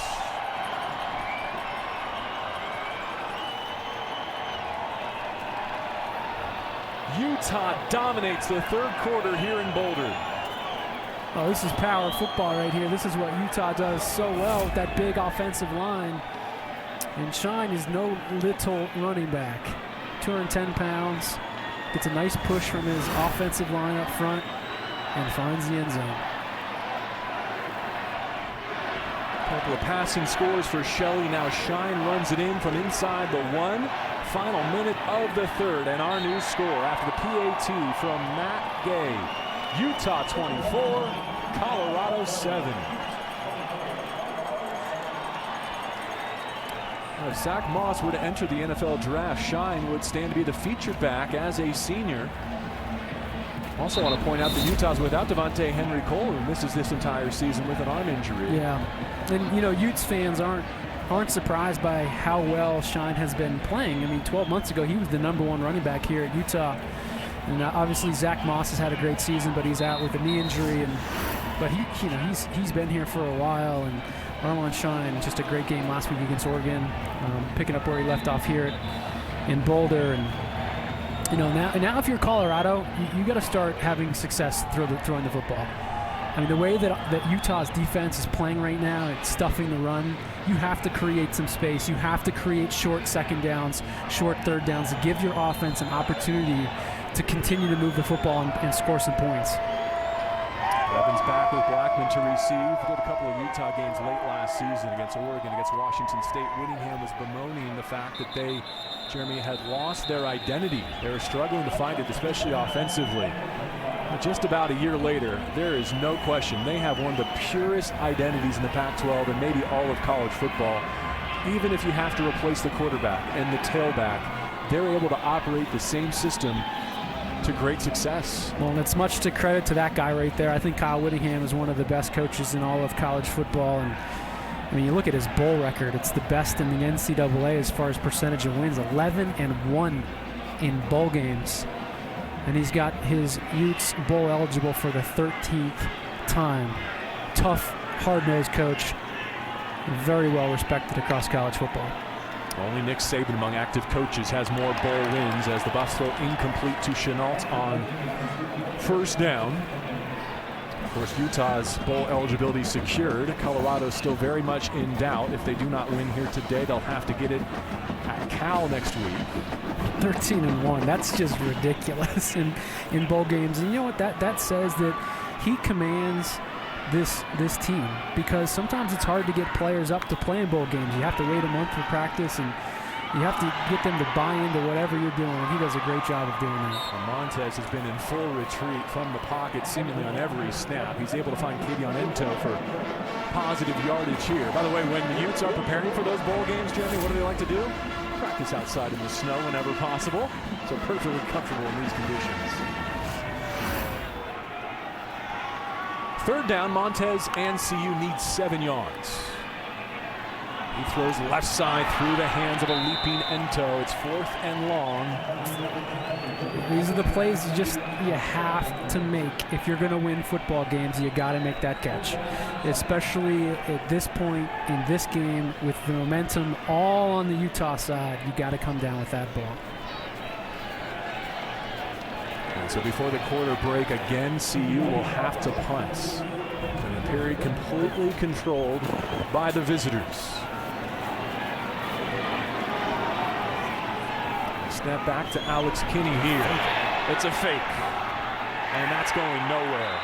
The fullback Brady Russell, the up man, tripped up near the line of scrimmage. And that might be the last gasp for Colorado. Gutsy play call there, and I understand why you do it. Your offense can't move the football. Your defense can't stop their offense. So you just, you roll the dice and you take a big gamble here. Oh, he's going to win an Academy Award for that one. He's looking for a snowball or something. But yeah, I mean, gutsy call, and obviously didn't work out. Now you give Utah's offense, who's on a roll, very good field position inside the 30. McIntyre was criticized in the second half last week against Washington State for not going for it on 4th down in Cougs territory. Fakes a punt here, and perhaps the Utes sensing desperation as they take it to the 4th with the football as Green runs 24-7, their advantage, looking to wrap up their Pac-12 schedule with another victory.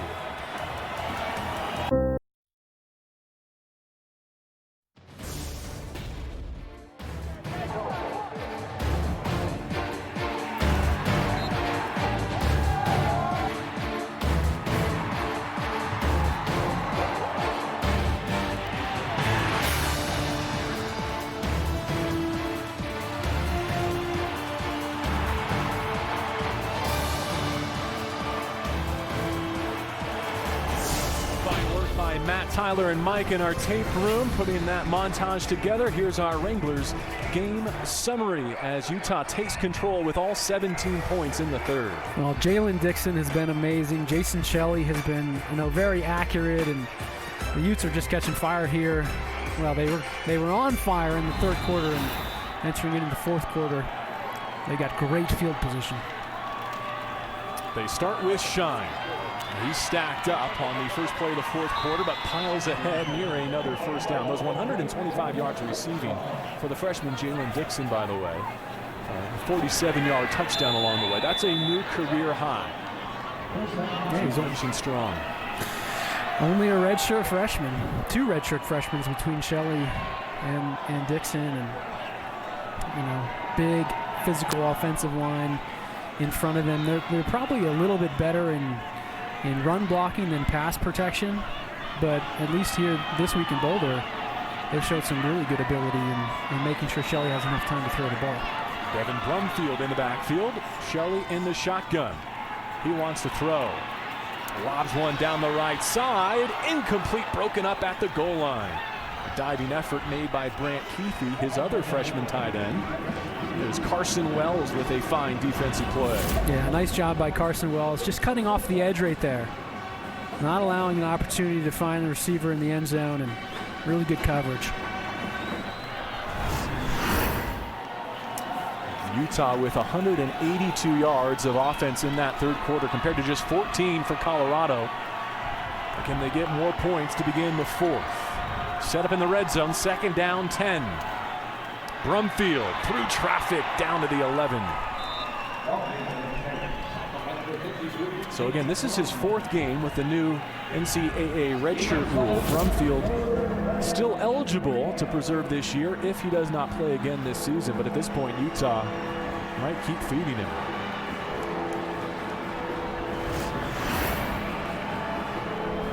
We've seen Shine, Green, and Brumfield in the backfield next to Shelley today in the Utah rushing attack. 3rd down and 2. An option right. Brumfield hitting the backfield. And the second tackler spins him down. Wells had the PBU at the goal line, and now a tackle for loss on 3rd down. Well, number 53, Nate Landman, read that play perfectly. He must have seen that on game film because he knew that it was coming. He ultimately missed the tackle, but slowed him down long enough to make sure that he didn't pick up the first. So with a 24-7 advantage, Utah will kick the field goal. Matt Gay has already connected from 33 yards. They're going to clear some ice and snow just beyond the 20. Let's call this one 31. Play clock running to 2 to 1. And did Whittingham take a timeout? He did. Before the delay of game. Utah, their first charge timeout of the half. This will be a full timeout. And we will take it with them. Before the field goal try.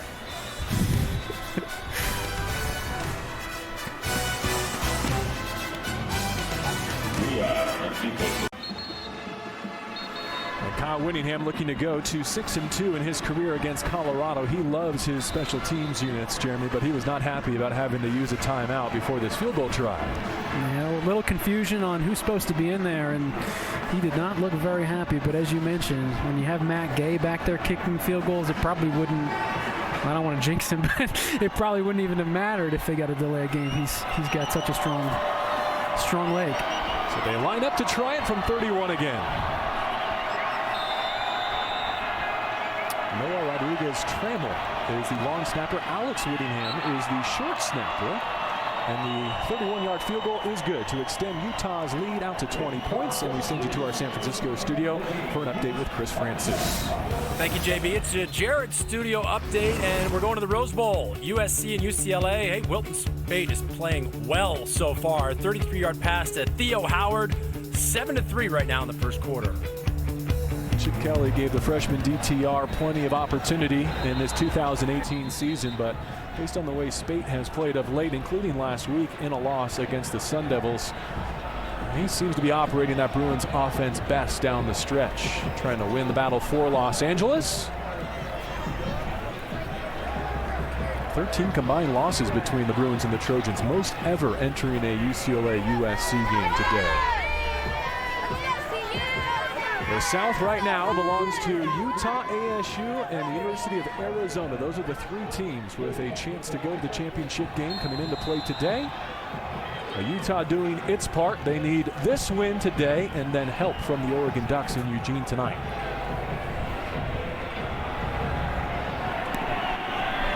There we go with another booming kick from Matt Gay that sails into the end zone. A touchback, no return. And so not even 20 yards of offense for Montez and Colorado in that third quarter. Now they get it for the first time in the fourth, trailing 20. Utah's defense has just been smothering. I mean, the defensive line has totally taken over control of this football game, outpowering the offensive linemen from Colorado, and Steven Montez hasn't had much time to throw the football. Jeremy, not to be redundant, I know we've talked about it a lot today, but as much as we've talked about covering for the injuries at quarterback and running back, Chase Hansen not injured, but he's been off the field for the better part of 3 quarters now, and the Utes have covered well for his absence at linebacker.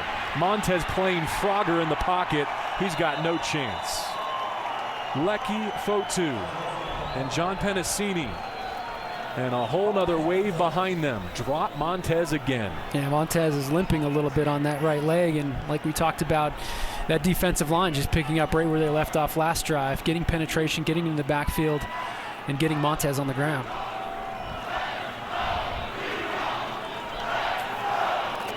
Third sack in the half for the Utes. Second down, 11.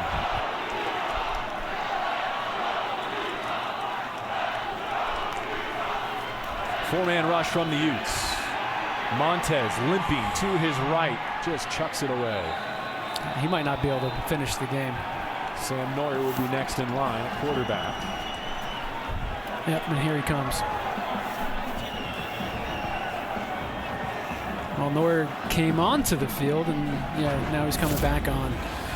Take a look at that right leg here in the pocket. Looks like he might have just up right there. Could have rolled up under. So Neuer in, Montez out. And Jamie, they actually opt to go to the redshirt freshman Tyler Lytle instead of Sam Neuer. So the Redondo Beach product takes his first snap, looking over the middle and checks down to Trayvon McMillan. A hit on the catch. Francis Bernard has been solid in that linebacking core. You're right, Tyler Little, 6'5", 225-pound redshirt freshman from Redondo Beach, California. Great Servite program, 6'5". John to the sideline to see if, well, one, if his coach wanted him to stay in. 2, what the play call was. And he sets up with 11 to take the snap. Lytle ready. Over the middle, nice ball. Juwan Winfrey into Utah territory. Tripped up by Corian Ballard. What a confident stroke from Lytle. That was just a ridiculously good pass. I mean, think about the circumstances here. Coming off the bench in a game that's 19 degrees with wind chill in the fourth quarter and delivering a perfect ball to Winfrey. Nice job, young man. 33-yard catch and run to the 40 of the Utes. Lytle again. Pressure from his blind side. He's wrapped up and sacked. Bradley and I with his second of the game. And Montez getting some attention. They're taping up that right ankle.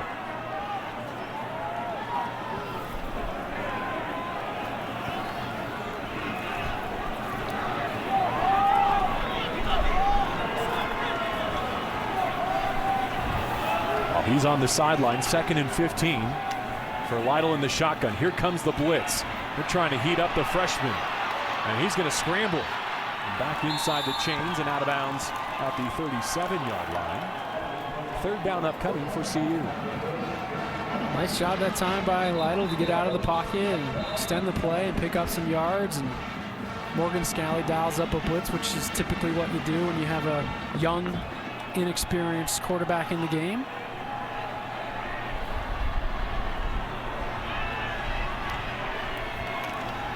Four-man rush this time.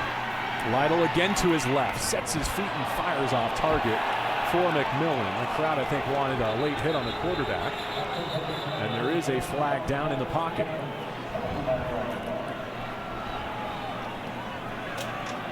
It's number 41, Putu Tau, that came from the defensive tackle spot. Holding offense number 78. That penalty is declined. It's an incomplete pass, result of the play, 4th down. William Sherman, the left tackle, has taken every offensive snap since the team opened Pac-12 play.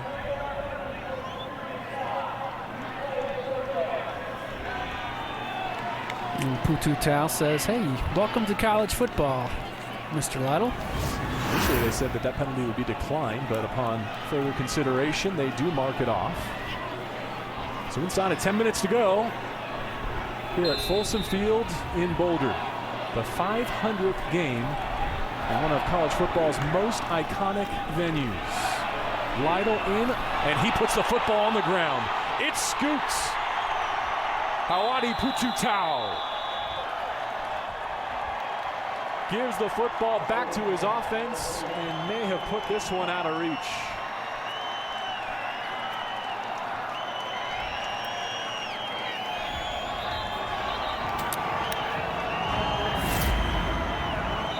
Putu Tau coming from the middle of your field. It looks like it just slipped out of Lytle's hands.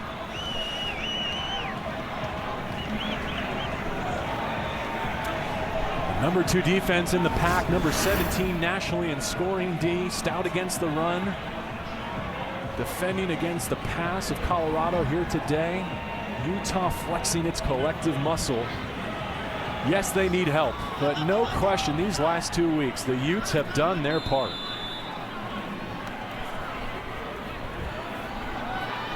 Shelley now with trouble, able to get the handoff to his tailback. Maybe a yard for Devin Brumfield. When you think about Utah and what they've done the past 2 games, take a look at the snap right here. That ball is just getting pretty slippery, but you know they played ASU tough. It was hard to lose Tyler Huntley, but ASU really came to play that game. N'Keal Harry was ridiculous. I mean, he made impossible plays look average, and ASU really outplayed Utah. And Jason Shelley was just, you know, getting his feet underneath him as the backup quarterback for Tyler Huntley. And we saw what they did last week against Oregon, and certainly what they've done today has been very impressive against the Buffs, especially in the second half. They bring Covey in motion. I like that you mentioned the ASU game. Today, Jalen Dixon has been the leading receiver. And there was a play early in that contest 2 weeks ago in Tempe. A carom off of Dixon near the end zone, picked by the Sun Devils. That was a turning point. I mean, it could have gone for 6.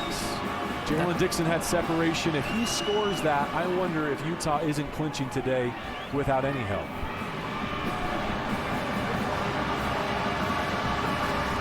Third down and 8 for the Utes.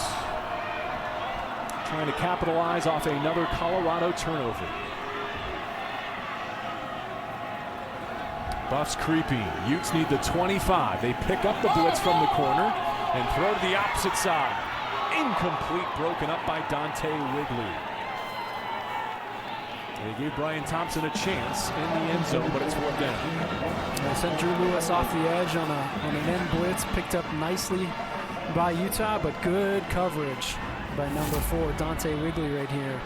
Never turns his head back for the ball. That's always hard to do as a defender. You always want to try to turn your head back so you don't get that pass interference call.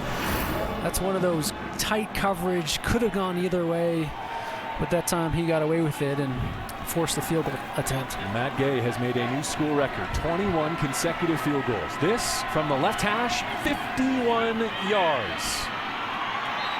Was there any doubt? He is so good. He is just money.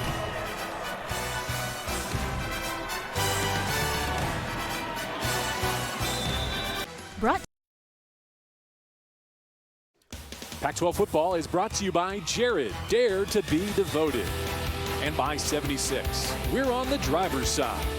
And by Ice Cold Dr. Pepper, the official drink of Fansville. The Buffs team shop looking for an extra layer on a sub-freezing day.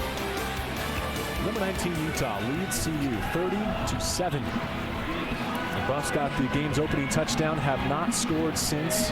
Montez shaken up on the previous drive. Got that right ankle taped up. Looks like he's trying to convince his coaching staff to put him back in the game. And Matt Gay just connected from 51, and he booms it again. This lands in the end zone for a touchback. And we go to San Francisco for a studio update with Chris Francis. Gatorade studio update. You may remember way back when the Terps had a 2-touchdown lead over Ohio State. Well, it went into overtime. Maryland went for 2, and the win, pass incomplete. Number 10, Ohio State survives on the road, 52-51. All right, thank you, Chris. Montez still severely limping as he does not get the chance to come back into the game. We saw Tyler Lytle put it on the deck. Recovered by the Utes, turned into 3 more points. He throws down the line. Get a catch for Kabion Ento, and he carries tacklers up for 7. You know, the coaching staff doesn't want to use this as a reason, but the sports information director, Dave Platty, told us yesterday that this CU Buff has experienced, the team has experienced more injuries from first string or second string than any team in 33 years. And they've gone through games where 10 starters of the 22 have been out. It's just been a really unfortunate year for injury in the Colorado Buffaloes. Lytle puts it right on the number of Juwan Winfrey there. And he has a first down up to the 39. I can hear the response, of course, from the CU fan base. Utah comes in here with a backup quarterback and tailback, and they don't seem to have any trouble moving the football and producing points. Lytle looking left. And there's the flag. Jalen Johnson chest to chest with Kabion Ento in coverage. Pass interference, defense, number 1. 15-yard penalty from the previous spot. Automatic first down.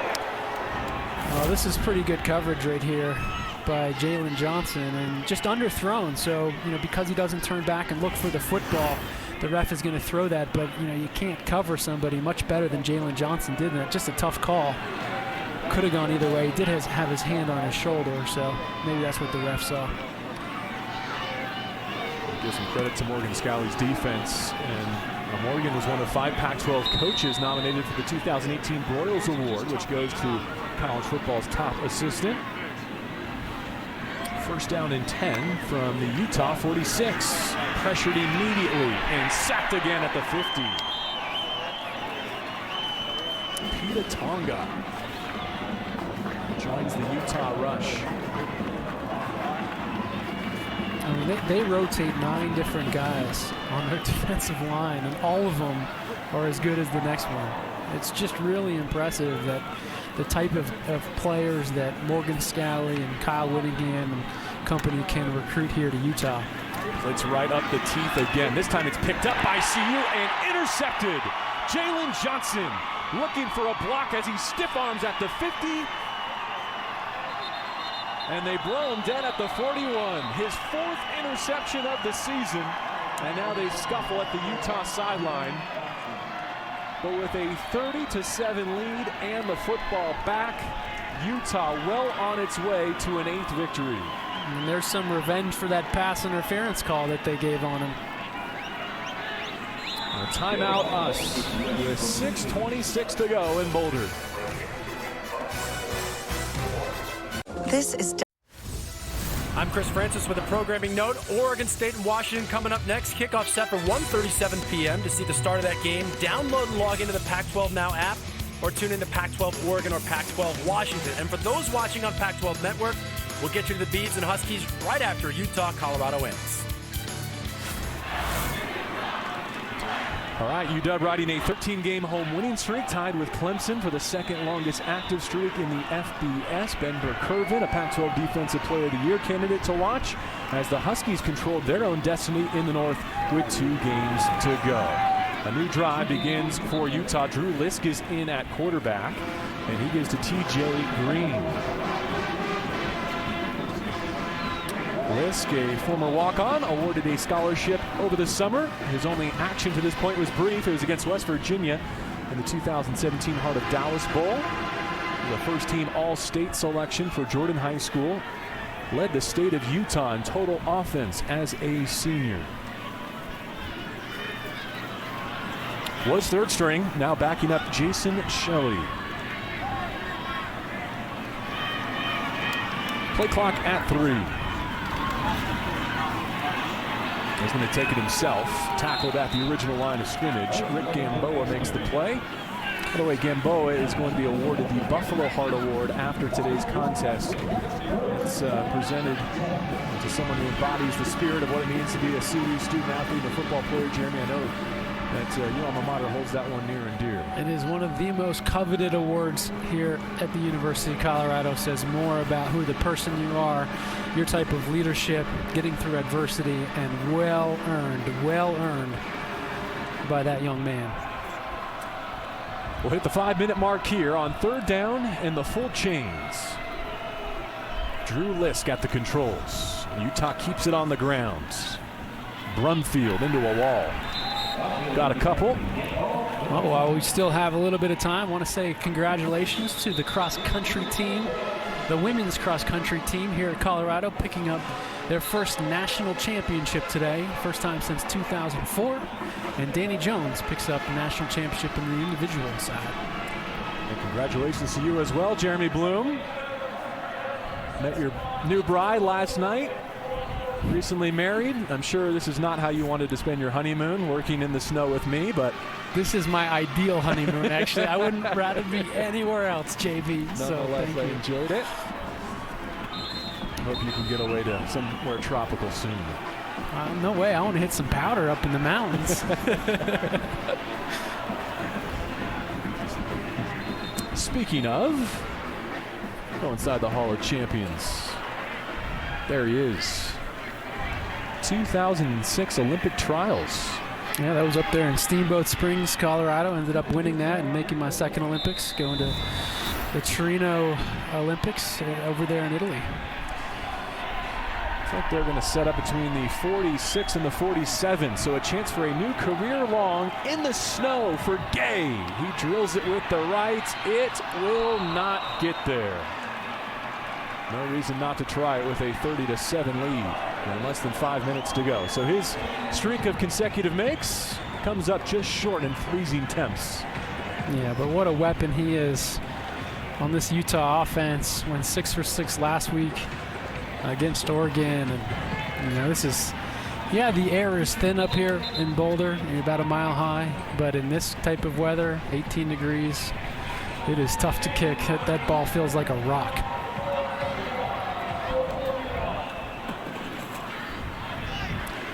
Third quarterback of the afternoon. Sam Neuer.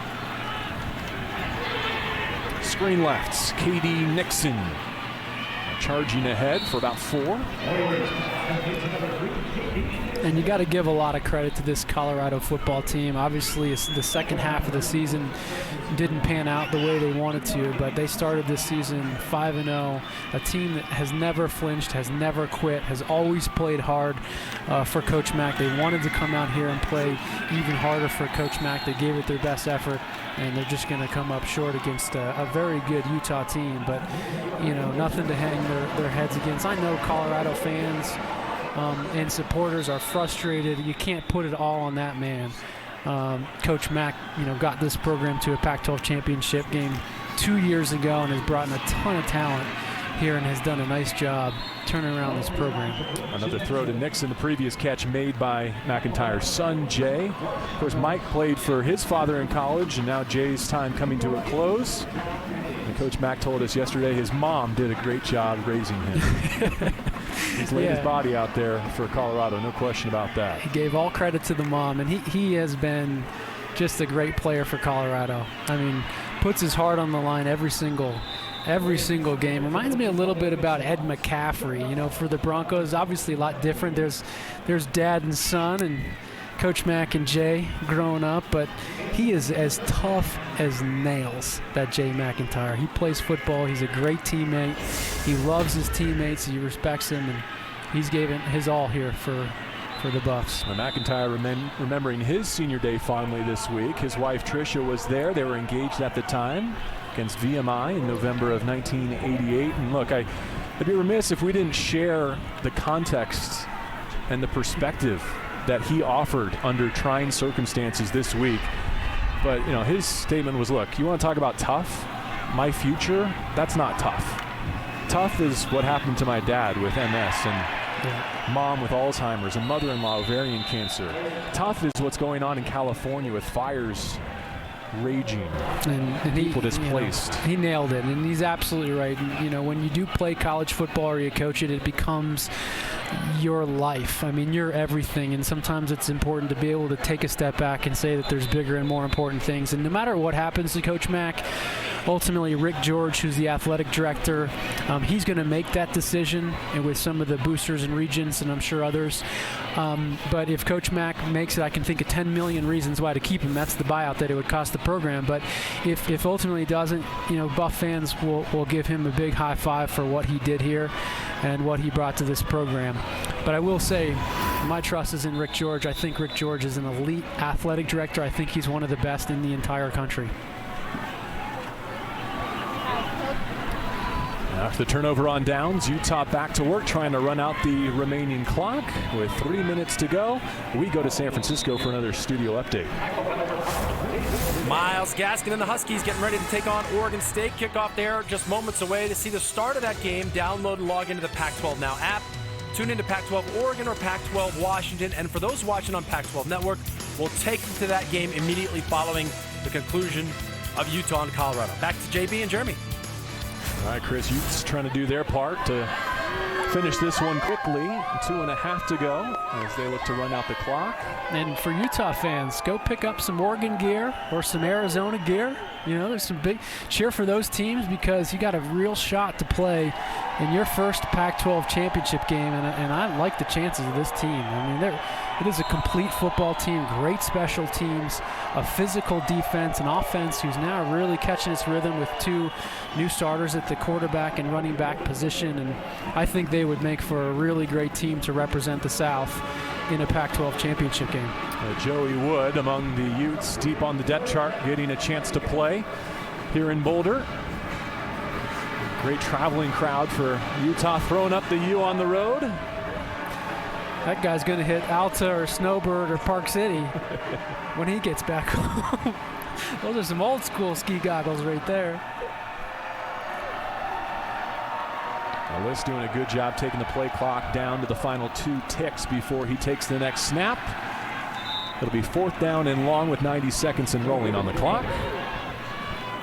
And Colorado over the last 2 seasons is now 0-9 when playing for bowl eligibility. They'll get one more chance next week against Cal. They ran into the red-hot Utes, led by a backup quarterback, Jason Shelley, and a backup tailback, Armand Shine. And having to do it today on defense without Chase Hansen, a Pac-12 Defensive Player of the Year candidate for the better part of 3.5 quarters. And they're going to limit CU to only 7 points.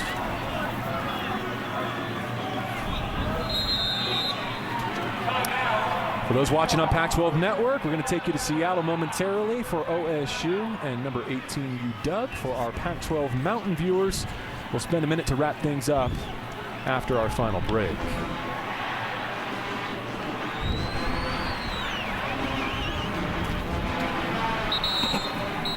The Buffs' losing streak now goes to 6 games since they rattled off 5 in a row to open 2018, climbed into the national rankings. Must win at Cal to be bowl eligible.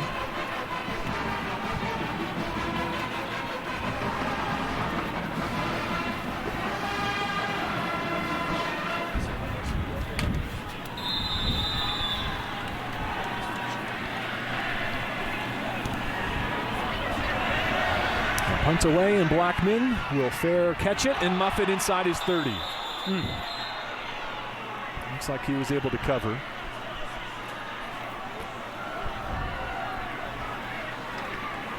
Colorado football one more time. Last 5 games, 3 total points combined in the final quarter for this offense. Ouch. They have really struggled since the half. Fast starts have not been the problem. It's crumbling after the break.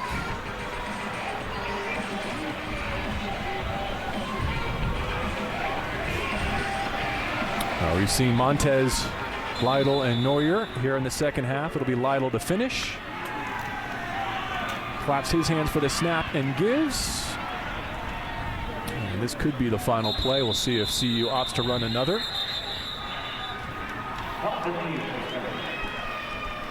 Lee into the backfield for a carry. He's kind of fallen off the receiver depth chart, using him as a running back here.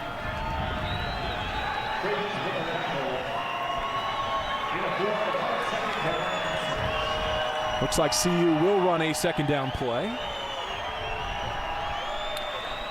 The Buffs grabbed a 7-0 lead, but the Utah defense pitched a shutout the rest of the way. And the Utes improved to 8-3 overall. They finished Pac-12 play at 6-3. If ASU loses tonight in Eugene or next week in Tucson, Utah reps the South for the first time. Let's go to Seattle next.